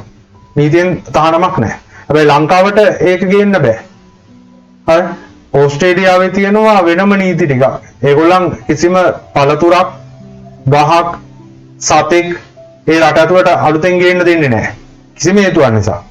කොච්චර වැදගත් පුද්ගලයෙක් වුණත් ඇති කරන සුරතල් සතාවත් ගේන්න දෙන්නේ නැහැ. බල්ලවත් ගේන්න දෙන්නේ නැහැ. ප්‍රයිවට් ජෙට් එකකවත් ගේන්න දෙන්නේ නැහැ. හරි. ඒවා ඔක්කොම ක්‍රියාත්මක වෙන්නේ ඒ රටවල් වල රේගුවේ. ඒකට මේ රේගුව ගැන විස්තර අන්තර්ජාලයේ දාලා තියෙනවා නම් හරි. රේගුවත් එක්ක ගනුදෙනු කිරීම සම්බන්ධයෙන් අන්තර්ජාලයේ තියෙනවා නම් ෆෝම්ස් එක දේවල් ඉන්ටර්නෙට් හරහා ලොග් වෙලා කරන්න. හරි. එහෙම වුණොත් එහෙම ඒක G2G ගනුදෙනුවක් විදිහට තමයි හඳුන්වන්නේ. හොඳයි. දැන් එහෙනම් G2G ගනුදෙනු ගැන විස්තරයක් ලියා ගන්න බලන්න ටක් ගාලා. රජයෙන් රාජ්‍ය සේවකයන්ට. හරි. රාජ්‍ය සේවකයන්ට රජයෙන් යම් සේවා අන්තර්ජාලය ඔස්සේ සපයනවා නම් ඒක වැටෙන්නේ G2E ගනුදෙනුවක් විදිහට. government to employee.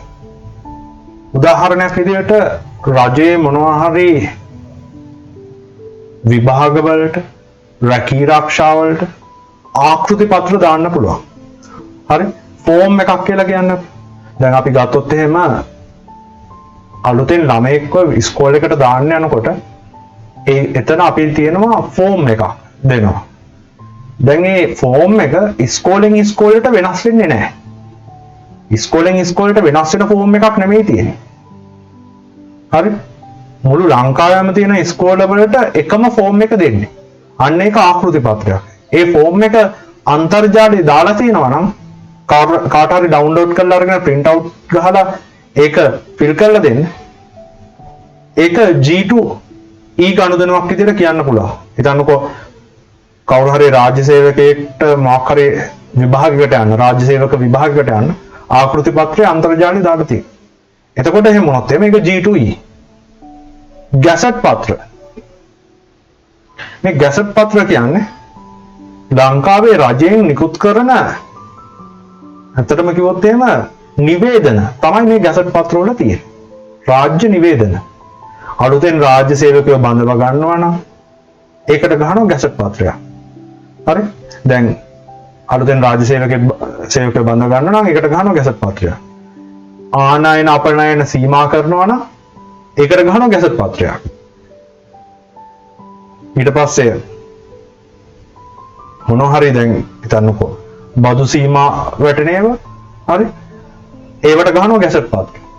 දැන් ඔය පහුගිය දවසක මම දැක්කා ගැසට් පත්‍ර පිළිබඳ ලොකු ගැටලුවක් ගියා. අගමැතිතුමා ගැසට් පත්‍රයක් ගැව්වා පෝසිලෙන් බාණ්ඩ ගේන්න දෙන්නේ කියලා ලංකාවට. ඊට පස්සේ අනිත් පැත්තෙන් තව ඉටපු රාජ්‍ය අංශයේ තව කොටසක් ඉඳගෙන කිව්වා ඒ ගැසට් පත්‍රය ක්‍රියාත්මක කරන්න එපා කියලා. එතකොට ඔය නීති ක්‍රියාත්මක කරන මනුස්සයට තමයි ලොකු ගැටලුවකට මුහුණ දෙන්නේ. අගමැතිතුමා කියන දේ අහනවද එහෙම නැත්නම් අර අනිත් පාර්ශවයේ කියන දේ අහනවා. මේ ගැසට් පත්‍ර කියන්නේ ඇත්තටම රජයේ නිවේදන. මේවා සාමාන්‍යයෙන් ඉස්සර තිබුණේ තැපැල් කාර්යාලවල ගැසට් පත්‍රය තියෙනවා. අපිට තැපැල් කාර්යාලයට ගිහිල්ලා බලලා ගැසට් පත්‍රය කියවන්න පුළුවන්. හැබැයි වර්තමාන වෙනකොට දැන් තැපැල් කාර්යාල ගාන යන්න ඕනේ නැහැ. අන්තර්ජාලයේ වෙබ් අඩවිය තියෙනවා. ඒ වෙබ් අඩවියේ අලුතෙන් එන ගැසට් පත්‍රය ඒ වෙබ් අඩවියට වැටෙනවා. වැටුණාන් පස්සේ එතනින් අරගෙන කිසි ගැටලුවක් නැතුව කියවන්න පුළුවන්. ඊට පස්සේ චක්‍රලේඛ රාජ්‍ය සේවකයන් සඳහා ණය පහසුකම් පිළිබඳ විස්තර. අපි එකෙන් එක පොඩ්ඩක් කතා කරගෙන යමු. මේ ඇවිල්ලා ආකෘති පත්‍රය. හරි. මේ ආකෘති පත්‍රය හදලා තියෙන්නේ මොකටද? කාටද කියන්න පුළුවන්?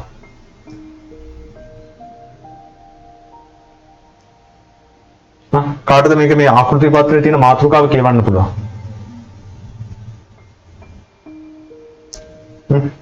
chat box එකේ හරි දාන්න.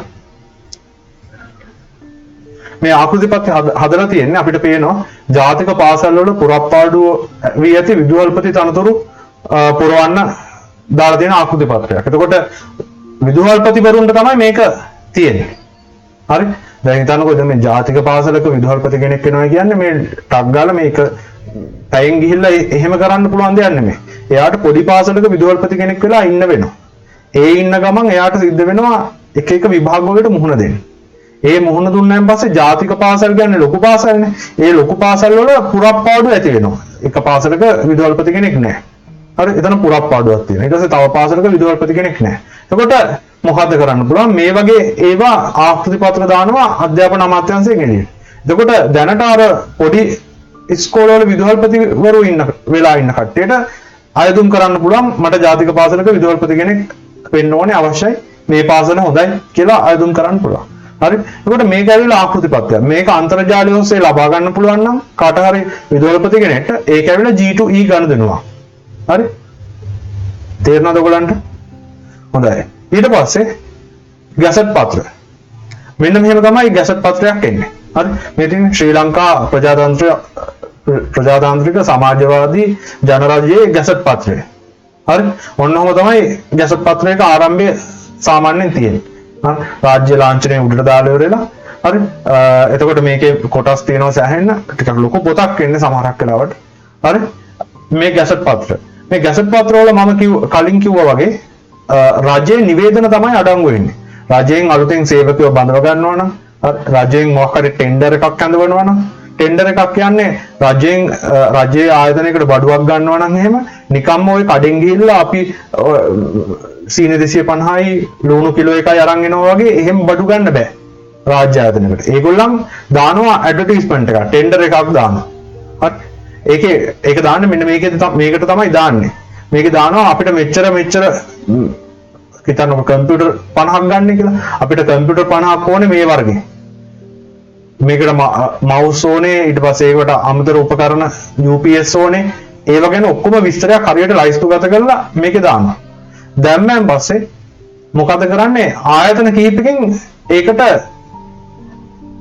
දෙන්න පුළුවන් අපි කියනවා මේ ලන්සුවක් වගේ දෙයක්. ඒක ඉදිරිපත් කරනවා. ටෙන්ඩර් එකක් ඉදිරිපත් කරනවා. ටෙන්ඩර් මිලක් ඉදිරිපත් කරනවා. එක ආයතනයකින් කියනවා හරි මම ওই කම්පියුටර්ස් ටික හදලා දෙන්නම් 81000කට. තවත් ආයතනයකින් කියනවා මම ඕක හදලා දෙන්නම් 51000කට. හරි. ඔහොම එක එකනා දානවා.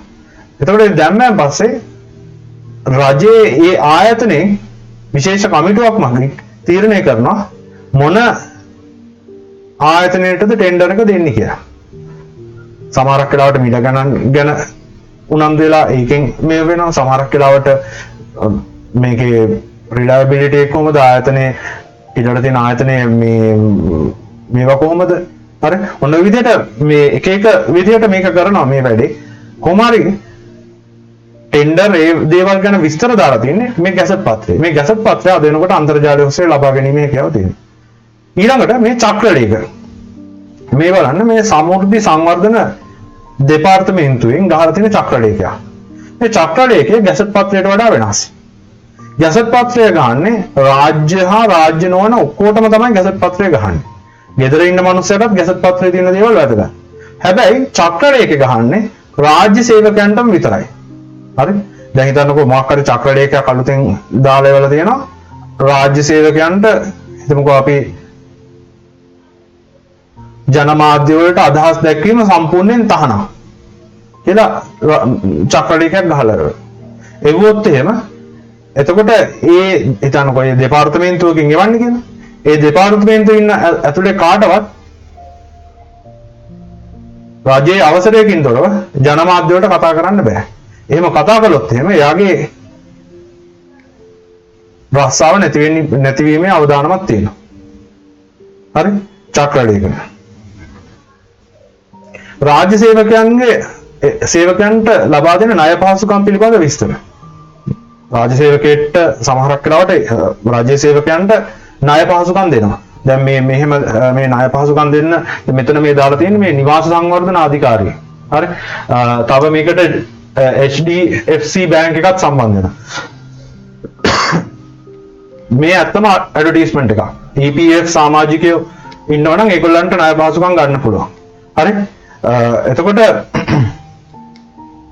මේ ණය පහසුකම් පිළිබඳ විස්තර අන්තර්ජාලයේ දාලා තියෙනවා නේ. ඒකත් ඇවිල්ලා G2E ගණදෙනුවක් විදිහට ගන්න පුළුවන් අපිට. මේක ගැන විස්තරය ලියා ගන්න බලන්න තනියම G2E පොඩි විස්තරයක් ලියා ගන්න. විනෝදාස්වාදයට කොහොමද අපි තොරතුරු තාක්ෂණය පාවිච්චිට ගන්න? මේකේ මේ කතා කරන පළවෙනි දේ තමයි ඒකාකාරී බව නැති කිරීමට සංගීතයට සවන් දීම. දැන් ඉස්සර කාලේ නම් ඇත්තටම අපි සංගීතයට සවන් දුන්නේ ළමයි. දැන් හිතන්න මේ වගේ පොතක් කියවනවා කියලා. ඒ පොත කියවන ගමන් අපි සංගීතයට සවන් දුන්නේ. අපිට ඒ කාලේ තිබුණේ ඇත්තටම රේඩියෝ තිබුණා. අපි පොඩි කාලේ. ඊට අමතරව තව ටිකක් ඉස්සරහට යනකොට තිබුණා වෝක්මන් කියලා જાතියක්. කැසට් පීස් එක දාන්න තියෙන ඇතුළට දාඩුවරේලා පෙන් ටෝච් බැටරියක් ඇතුළට දාලා ඒක අපිට සාක්කුවේ දාගෙන අරගෙන යන්න පුළුවන්. එතකොට මේකේ ගැසට් පීස් එක ක්‍රියාත්මක වෙවි මේ වෝක්මන් එකෙන් අපිට සින්දු අහන්න පුළුවන්. දැන් වර්තමාන වෙනකොට ඇත්තටම සින්දු අහන්න මේකේ මේ පෙන්වලා තියෙන විදිහට iPod ඒ වගේ නිර්මාණ ඇවිල්ලා තියෙනවා. මේ MP3 players ඇවිල්ලා තියෙනවා. මේවා ඇත්තටම ICT මත තමයි පදනම් වෙන්නේ. Apple ආයතනයෙන් තමයි iPod එක නිර්මාණය කරන්නේ. මේකෙන් ඇත්තටම ඒගොල්ලන් කියනවා මේ iPod එක නිර්මාණය කරපු නිසා මියුසික් ඉන්ඩස්ට්‍රි එකම වෙනස් වුණා කියලා කියනවා. ඔව් ඒක ඇත්තක් තියෙනවා. මොකද හේතුව ඉස්සර හැමතැනම තිබුණා ළමයි රෙකෝඩ් බාර් කියලා જાතියක්. ඒ කියන්නේ කැසට් පීස් රෙකෝඩ් කරනවා. ඒ වගේ වැඩ කරනවා රෙකෝඩ් බාර්. දැන් වර්තමාන වෙනකොට රෙකෝඩ් බාර් එකක් ලේසියකට හොයාගන්න නැහැ. ඉස්සර කැසට් පීස් විකුණන කාට තිබුණා ඔය රෙකෝඩ් බාර් කියලා. මට මතකයි හැමතැනම තිබුණා. අද වෙනකොට රෙකෝඩ් බාර් එකක් හොයාගන්න නැහැ ලේසියකට. තව ටික කාලයක් යනකොට ඇත්තටම කිව්වොත් එහෙම ඔය වීඩියෝ සෙන්ටර් කියලා කියන්නේ අපි ඔය DVD CD විකුණන කාට ඕවත් හොයාගන්න නැතු වෙනවා. හරි? එතකොට ඉන්ඩස්ට්‍රි එක වෙනස් කරපු දැනක් තමයි මේ. මේකෙන් කියන්නේ අපි විනෝදාස්වාදය සඳහා ඒකාකාරී බව නැති කිරීමට සංගීතයට සවන් දීම. ඊළඟට අන්තර්ජාලයට සම්බන්ධ වී අතපසු රූපවාහිනී වැඩසටහන් හෝ කැමති චිත්‍රපටි නැරඹීම. ඉස්සර චිත්‍රපටියක් බලන්න යනවා නම් ළමයි අපි යනවා ෆිල්ම් මෝල් එකකට. හරි? ගොඩාක් වෙලාවට සිද්ධ වෙන්නේ එහෙමයි. ෆිල්ම් මෝල් එකට යනවා. ෆිල්ම් මෝල් එකට ගිහලා එහෙම තමයි පොඩි කාලේ මම පොඩි කාලේ තිබිච්ච එකම ක්‍රමය ඒකයි. බලන්න. ගොඩක්ම ජනප්‍රිය ක්‍රමය ඒකයි. හරි? චිත්‍රපටයක් බලන්න යනවා නම් එහෙමයි කරන්නේ. ඊට පස්සේ ටික කාලයක් යනකොට ඇත්තටම ගෙදරට එන්න ගත්තා VHS අර අපි කියන්නේ ඩෙක් පීස් කියලා කියන්නේ ඒවා. ඊට පස්සේ VCD DVD ඒවා පාවිච්චිට එන්න ගත්තා. දැන් වර්තමාන වෙනකොට ඇත්තටම ඊටත් එහා ගිහිල්ලා මේ මොබයිල් ෆෝන් එක පාවිච්චි කරලා අපිට ඕන වීඩියෝ එකක් ඕන වැඩසටහනක් ඕන චිත්‍රපටයක් බලා ගැනීමේ හැකියාව තියෙනවා. මේවට වෙනම මේ මොබයිල් ෆෝන් වලට සපෝට් කරන්න ගොඩක් ආයතන නිර්මාණය වෙලා තියෙනවා. දැන් උදාහරණයක් විදිහට HBO එකේ තියෙනවා මොබයිල් ෆෝන් සපෝට් කරන සිස්ටම් එකක්. තව Netflix කියලා ආයතනයක් තියෙනවා. ඒකෙත් මොබයිල් ෆෝන් සපෝට් කරනවා. හරි. ඉතින් මේ වැඩේ කරගන්න පුළුවන්. ඊට අමතරව හිතන්නකෝ ගෙදර යන ටීවී එකේ යන ටෙලිනාට්‍ය. මොකක්hari කොටසක් අතපසු වුණා කියලා හිතමු. ඒක අපිට අද වෙනකොට මොබයිල් ෆෝන් එක හරහා බලා ගැනීමේ හැකියාව තියෙනවා. ඒ අදාළ රූපවාහිනී ආයතනයේ YouTube channel එකට ගිහලා ඒකෙන් බලා ගන්න පුළුවන්. හරි. මෙන්න මේ දේ තියෙනවා. සමාජ ජාල හා සම්බන්ධ වීමෙන් කලකින් හමු නොවු පිටරටක සිටින නෑදෑයන් මිතුරන් අතර තොරතුරු හොමාරු කිරීම. හරි. මේක කරන්න පුළුවන්.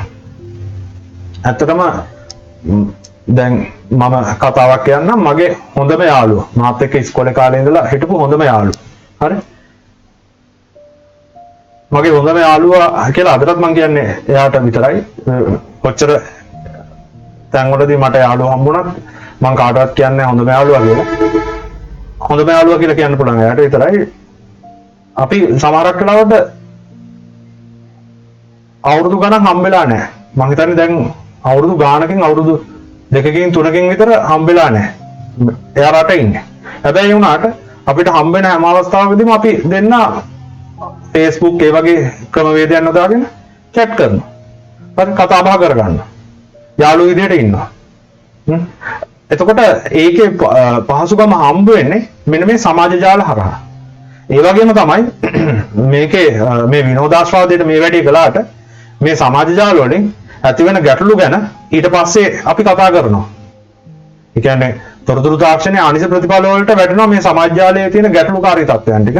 අන්න ඒක අපි ඊළඟට කතා කරනවා. හරි? ඊළඟට දරුවන් විවේකීව සිටින විට නිවසේ සිටම අන්තර්ජාලය මගින් හෝ පරිගණක ස්ථාපිත අධ්‍යාපනික හෝ විනෝද ක්‍රීඩා හා සම්බන්ධ වීම. හරි?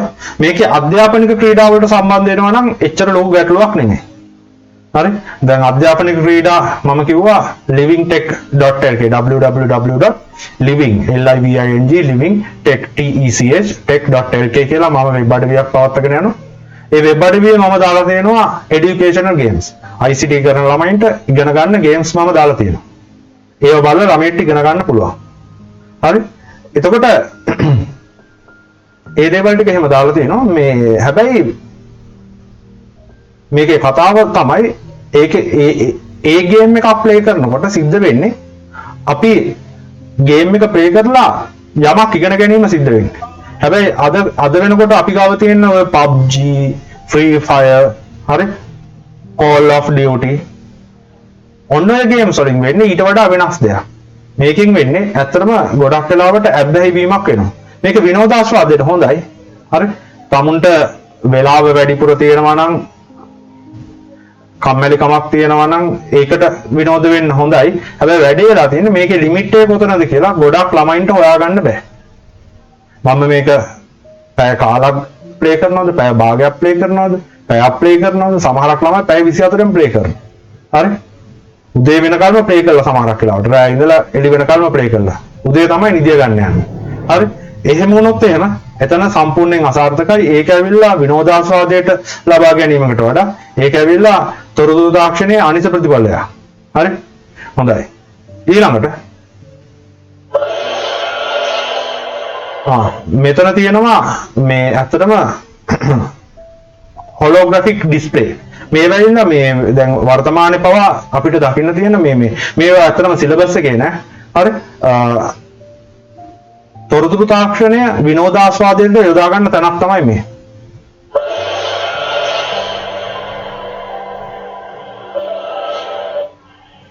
බලන්න. ඔය බාස්කට්බෝල් කෝට් එක එකපාරටම ඒගොල්ලන්ට පෙන්නනවා මේක ශ්‍රීමානව මේ holographic display එක. පේනවා. නිකන් තල්මහෙක් බාස්කට්බෝල් කෝට් එක හාරගෙන වතුර වගේ හාරගෙන උඩට ඇවිල්ලා ඉවරලා මේ විදිහට එනවා. හරි? මේවා අද වෙනකොට දැක ගන්න පුළුවන් අපිට.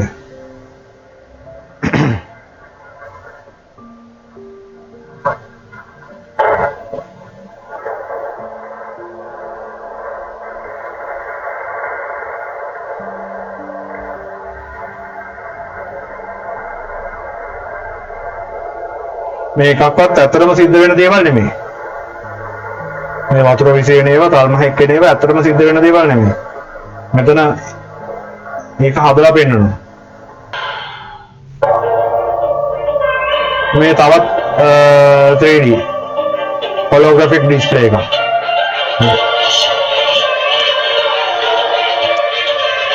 අයිස්ලන්තේ හදලා පෙන්නනවා.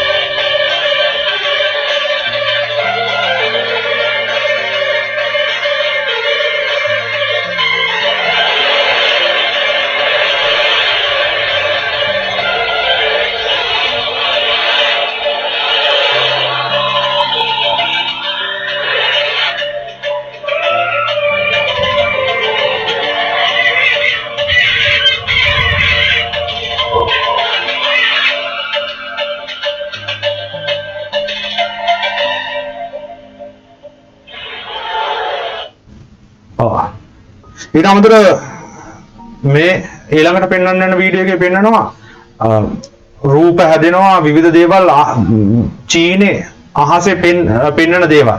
හරි රූප හැදෙනවා මේ ඔක්කොම දේවල් මෙතන සිද්ධ වෙන්නේ මේ ඊළඟට පෙන්වන්න යන වීඩියෝ එකේ ඩ්‍රෝන්ස් වලින්. හරි ඩ්‍රෝන් අපි යවන්නේ මේ මොනවාද ඔය මොනවාද හෙලිකොප්ටර් ඩ්‍රෝන් රිමෝට් වලින් යවන්නේ. අන්නේ ඩ්‍රෝන්ස් වලින් තමයි හැදෙන්නේ. ඒ ඩ්‍රෝන්ස් වල ලයිට් හයි කරලා ඒ ලයිට් වලින් තමයි මේ ත්‍රිමාන රූප නිර්මාණය කරන්නේ. මේවත් ඇත්තටම මේ ICT මත පදනම් වෙලා තියෙන්නේ. ඒ ඩ්‍රෝන් එක ප්‍රෝග්‍රෑම් කරනවා එක එක වෙලාවෙදී එක එක මට්ටම් එක එක උසවල් ඒවා ඒ මට්ටම් වලින් ඉන්න.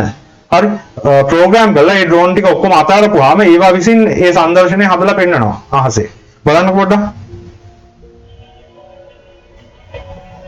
චීනේ හදපු සංදර්ශනය. මේකත් ඇවිල්ලා විනෝදාස්වාදයේ සඳහා තමයි පාවිච්චි වෙන්නේ.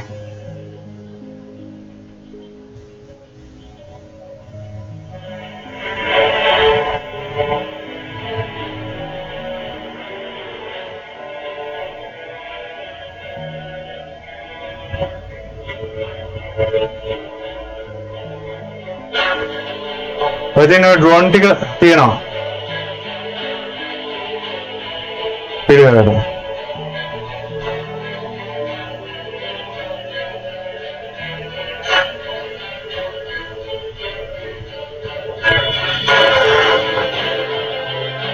ඩ්‍රෝන් ටික උඩට යනවා. උඩට ගිහිල්ලා චමත්කාර දර්ශන හදලා පෙන්නනවා.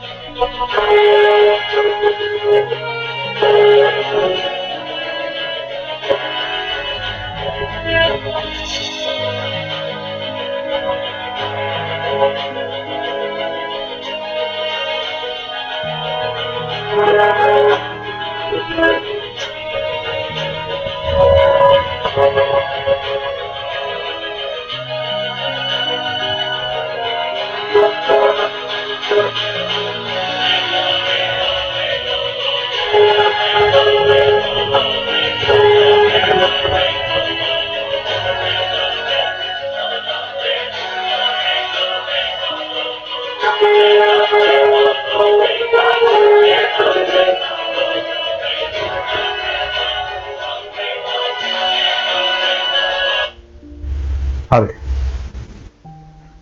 ඊළඟට තියෙන්නේ අපිට කතා කරන්න තොරතුරු තාක්ෂණයේ අනිසි ප්‍රතිඵල. මේ තොරතුරු තාක්ෂණය නිසා මතුවලා දෙන ගැටලු තමයි මෙතනදී කතා කරන්නේ.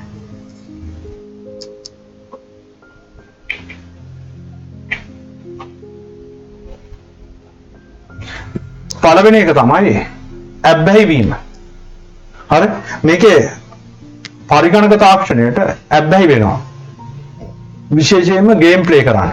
හරි පාසල් දරුවෙකු මෙන්ම වෙනත් පුද්ගලයෙකු වෙන්න පුළුවන් ප්‍රමාණය ඉක්මවා පරිගණක භාවිතා කිරීම පරිගණක ක්‍රීඩා කිරීමෙන් තමුන්ගේ එදිනෙදා කටයුතු මගහැරීම සිද්ධ වෙන්න පුළුවන් ළමයෙක් නම් එයා ඉගෙන ගන්න දේවල් මගහැරෙන්න පුළුවන් හරි ඒ වගේම අක්ෂි ආබාධ කොන්දේ අමාරු හිස කැක්කුම ඒ වගේ දේවල් ඇති වෙන්න පුළුවන් දැන් මොබයිල් ෆෝන් එකක් ලං කරගෙන ගේම් එක ප්ලේ කරනවා නම් නිතර පැය ගණන් හරි ඔයගොල්ලන්ගේ ඇස් දෙකට වැඩි කාලයක් යන්නේ නැහැ ඒකේ බලපෑම එන්න හරි ඇහි පෙනීම අඩු වෙනවා බලාගෙන ඉන්න ඇද්දි ඊට පස්සේ මේ මොනවද ඒක වකුටු වෙලා නම් ඒ ගේම් එක ප්ලේ කරන්නේ කොන්දේ අමාරුව හිසේ කැක්කුම් මේ දේවල් ඔක්කොම එනවා මේවා ඔක්කොම එන්නේ තොරතුරු තාක්ෂණයේ අනිසි ප්‍රතිඵල විදිහට හරි දැන් අපි පොඩි කාලේ අපි ගේම්ස් ප්ලේ කරා හැබැයි වැඩි වෙලා තියෙන්නේ ටිකක් වැඩි වියටපත් වෙනකොට අපිට තේරුණා ජීවිතය කියන්නේ ගේම් එකක් නෙමෙයි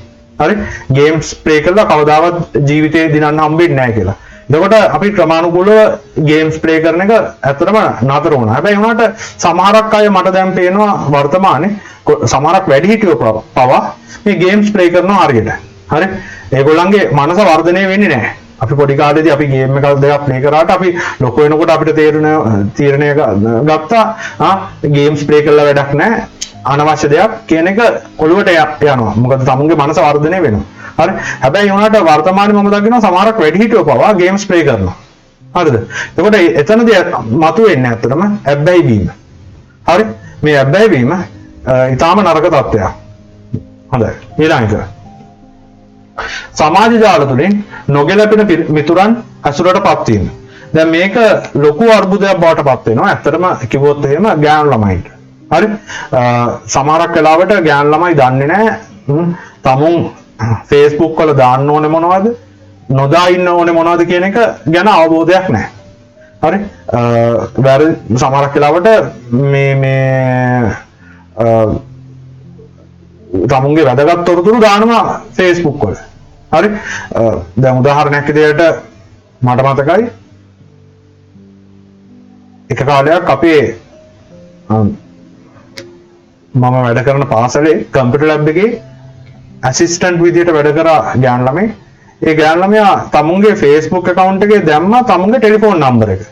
මගේ ටෙලිෆෝන් නම්බර එක මේකයි කියලා Facebook account එකේ දැම්මා. දැම්මෙන් පස්සේ සිද්ධ වෙච්ච වැඩේ තමයි එක මාසයක් එහෙම නැත්නම් සති දෙක තුනක්වත් ඒ ළමයාට ඒ ටෙලිෆෝන් නම්බරේ තවදුරටත් පාවිච්චි කරන්න උනේ නැහැ. සම්පූර්ණයෙන් මේ ටෙලිෆෝන් නම්බරය අයින් කරලා දැම්මා. SIM එකත් ගලවලා විසික් කරලා දැම්මා. මොකද ඒ තරම් ලොකු කරදරයක් වුණා. හරි? එතකොට සමහරක් වෙලාවට තමුන් දාන අහිංසක ෆොටෝ එකක් වුණා වැරදි විදිහට හදන්න පුළුවන්. තව එක්කෙනෙක් ඒක අරගෙන ඉන්නලා වැරදි විදිහට හදන්න පුළුවන්. තමුන් සමහරක් වෙලාවට යාළු වෙලා ඉන්නවයි කියලා Facebook කරා විශ්වාස කරන මිනිස්සයා හරි එහෙම කෙනෙක් නොවෙන්න පුළුවන්. සමහරක් වෙලාවට fake profile වලින් පිරිමි ළමයි එහෙම සමහරක් වෙලාවට ගෑනු ළමයි කියලා යාළු වෙනවා. හරි ලස්සන ගෑනු ළමෙක් මම අන්තර Facebook එක හරහා යාළු වුණයි කියලා හිතාගෙන ඉන්නවා. බැලින්නම් එහා පැත්තේ අන්තේ ඉන්න තවත් පිරිමි ළමෙක්. එයාට අරයාට ජෝක් කරන්න තමයි මේ ගෑනු ළමෙක් විදිහට account එකක් හදාගෙන ඉන්නේ. හරි. නොගැලපෙන මිතුරන් ඇසුරටපත් වෙනවා. ඒ ඇසුරටපත් වෙලා ගැටලුකාරී තත්ත්වයන් වලට මුහුණ දෙනවා. සමහරක් වෙලාවට මේකේ දීර්ඝව කතා කළොත් සමහරක් ගෑනු ළමයි පිරිමි ළමයි පවා හිතාගෙන ඉන්නවා Facebook කියන්නේ අමුතුම ලෝකයක්. ඒකේ කිසි කරදර නැහැ අපිට කැමති විදිහට වැඩ කරගෙන යන්න පුළුවන්. මම ඒකේ දන්න අය, අඳුරන අය, අඳුරන්නේ නැති අය ඔක්කොම තමුන්ගේ account එකට දාගන්නවා. මම මේකේ පොඩි තරුවක් වගේ වුණොත් එහෙම තමයි හොඳ කියලා එහෙම ගෑනු ළමයි හිතන අය ඉන්නවා. ඒ කියන්නේ මම ෆොටෝ එකක් දාපුවාම මේ ෆොටෝ එකට likes 100ක් 200ක් වටනවනම් හරි ගොඩක් අය ඇවිල්ලා ඒ ෆොටෝ එකට කමෙන්ට් කරනවනම් අන්න එතකොට මම Facebook තරුවා. අන්න එහෙම හිතලා ඉවරලා සමහරක් ළමයි කරන වැඩේ රටේම ඉන්න කට්ටියව දාගන්නවා තමුන්ගේ account එකට. හරිද? මේකේ අවසාන ප්‍රතිඵලය වෙන්නේ නොහිතූ විරුව ඇබැද්දි වලට මුහුණ පාන්න සිද්ධ වෙනවා ඒ ළමයින්ට. හරි? සමහරක් වෙලාවට දන්න අය විතරක් තමුන්ගේ account එකේ දාගෙන තියෙනවා නම් තමුන්ට වෙන ගැටලුකාරී තත්ත්වයන් සෑහෙන අඩුයි. හැබැයි නොදන්න අයව දාගත්තොත් එහෙම එතන ගැටලුකාරී තත්ත්වයන් මතුවෙනවා. හරි? ඊළඟට අන්තර්ජාලය විධිමත් ලෙස භාවිතා නොකිරීම. හරි? නොකිරීමෙන් පරිගණක වෛරස ඒ වගේ දේවල් පැමිණ මේ පරිගණකයට හානි වෙන්න පුළුවන්. හරි ක්‍රියාවිරහිත වෙන්න පුළුවන්. හරි ඒ කියන්නේ වෛරස් ගාඩ් එකක් එහෙම හරියට පාවිච්චි කරේ නැත්නම් එහෙම පරිගණකයේ ක්‍රියාවිරහිත වෙන්න පුළුවන්. පරිගණකයට හානි පැමිණෙන්න පුළුවන්. සමහරක් ළමයි මෙන්න මේ වැඩේත් කරනවා. අන්තර්ජාලයේ නොගැලපෙන වෙබ් පිටු හා වෙබ් අඩවි හා සම්බන්ධ වීම නිසා මානසික විකෘතිතා ඇති වෙනවා. සමහරක් ළමයි වැඩිහිටියන්ට පමණයි වෙබ් අඩවි වලට වෙබ් පිටු වලට යනවා. හොරෙන් ගිහලා සම්බන්ධ වෙලා ඒවැය තියෙන දේවල් බලාගෙන ඉන්නවා. බලාගෙන ඉඳලා ඒව කරන්න උත්සාහ කරනවා. හරි ඉතින් වගේ මේ මානසික විකෘතිතා ඒ වගේ දේවල් තත්ත්වයන් නැති වෙන්න පුළුවන් මේ අන්තර්ජාලය වැරදි විදිහට පාවිච්චි කිරීමෙන්. හරි ඒකෙන් තමන්ටත් අවඩක් වෙනවා ඒ වගේම සමාජයටත් අවඩක් වෙනවා. පෞද්ගලිකත්වයට හානි වන ලෙස වීඩියෝ පට විකෘති කර නිපදවීම. අර මං කලින් කිව්වා වගේ සමහරක් වෙලාවට ගෑනු ළමෙක් දාන්න පුළුවන් තමුන්ගේ සාමාන්‍ය ෆොටෝ එකක් දාන්න පුළුවන්. සමහරක් වෙලාවට තමුන්ට නොගැලපෙන පුද්ගලයෙක් තමුන්ගේ Facebook account එකට දාගෙන හිටියොත් එහෙම අර පුද්ගලයා ඒ ෆොටෝ එක අරගෙන ඒක විකෘති කරන්න පුළුවන්. තමුන්ගේ මූණ මේව කළා ඉවර වෙලා වෙන නිර්වත් ඡායාරූපික මූණකට සම්බන්ධ කරන්න පුළුවන්. හරි සම්බන්ධ කරලා ඒ පින්තූරය දාන්න පුළුවන් මෙන්න තමුන්ගේ පින්තූරයක් මේ විදිහට හම්බුනේ කියලා. හරි ඉතින් ගැටලුකාරී තත්ත්වයක්. හරිද? එතකොට මේවා මතුවෙනවා තොරතුරු තාක්ෂණයේ අවාසි විදිහට. හරි ඊට පස්සේ මේ බුද්ධිමය දේපල සොරා ගැනීමනුත් තියෙනවා. හරිද? කවුරු හරි නිර්මාණය කරපු නිර්මාණයක් තව එක්කෙනෙක් ඒක තමුන්ගේ නිර්මාණයක් විදිහට හොයා දක්වනවා. මේක බුද්ධිමය දේපල සොරා ගැනීම. හරි මෙන්න මේ දේවල් ගැන තමයි අපි මූලිකවම කතා වෙන්නේ. දැන් අපි අද ඇත්තටම කිව්වොත් එහෙම තොරතුරු තාක්ෂණය හා සමාජය කියන පාඩම සම්පූර්ණයෙන්ම කතා කරලා ඉවර කළා. අපි ගිය සතියේ සම්පූර්ණයෙන් කතා කරලා ඉවර කළා පරිගණක ඉතිහාසය ගැන. මේ සතියේ තොරතුරු තාක්ෂණය හා සමාජය ගැන කතා කළා. මේකෙත් ඇත්තටම අද කතා කරලා අපි e-government ගැන. e-government නොයි ඊට පස්සේ විනෝදාස්වාදය සඳහා කොහොමද තොරතුරු තාක්ෂණය යොදාගන්නේ? ඊට පස්සේ තොරතුරු තාක්ෂණයේ අනිසි ප්‍රතිඵල මොනවද? මෙන්න මේ කියන දේවල් ගැන අපි දීර්ඝව කතා කළා මෙතනදී. හරි ඊට පස්සේ අපිට ලබන සතියේ ඉඳලා කතා කරන්න තියෙන්නේ ඇත්තටම අලුත් පාඩමක්. ඒක තමයි කම්පියුටර් හાર્ඩ්වෙයාර් පරිගණක දෘඩාංග. හරි ලබන සතියේ සඳුදා වගේ වෙනකොට සැසිරා ආයතනෙන් මම ගෙනහිලා තියෙනවා ඔයගොල්ලන්ගේ කම්පියුටර් හાર્ඩ්වෙයාර් ටියුට් එක. කරුණාකරලා සඳුදාට ගිහිල්ලා සඳුදාට කලින් යන්න එපා. සඳුදාට ගිහිල්ලා සැසිරා ආයතනෙන් කම්පියුටර් හાર્ඩ්වෙයාර් ටියුට් එක කලෙක්ට් කරගන්න. හරි fee එක ගෙවලා කම්පියුටර් හાર્ඩ්වෙයාර් ටියුට් එක කලෙක්ට් කරගන්න. මේ ලබන සතියේ ඉඳලා එතකොට අපි කතා කරන්න බලාපොරොත්තු වෙනවා සුපිරි පරිගණක කියන්නේ මොනවද? මහා පරිගණක කියන්නේ මොනවද? මධ්‍ය පරිගණක කියන්නේ මොනවද? හරි මේවා වෙනස්කම් මොනවද? සමානකම් මොනවද? හරි මේ දේවල් ගැන අපි කතා කරන්න ගන්නවා. හරිද? හරි මම ඒක ඇඩ් කරන්නම්. ඊට පස්සේ කම්පියුටර් වල තියෙන උපාංග මොනවද? ඉන්පුට් ඩිවයිසස් මොනවද? අවුට්පුට් ඩිවයිසස් මොනවද? මේ හැම දෙයක්ම කතා කරන්න ගන්නවා. හරි ඊට අමතරව මම ගොඩක් කරුණු අපි මේ පන්තියේ කතා කරන ඒවා පවා YouTube channel එකකටත් දානවා. හැබැයි ඒවා අර පිළිවෙලකට පන්ති පිළිවෙලකටම අතුලත් වෙයි කියලා කියන්න අමාරුයි. හරි මම ඊයේ දැම්ම අතරම මේ මොනවද e-commerce සම්බන්ධයෙන් කරපු පාඩම YouTube channel එකට දැම්මා. හරි දැන් මේ පාඩමත් මම අනිවාර්යයෙන්ම දානවා. හරිද? හොඳයි. එහෙනම් අපි අදට ක්ලාස් එක නතර කරමු. ආයිබෝයි.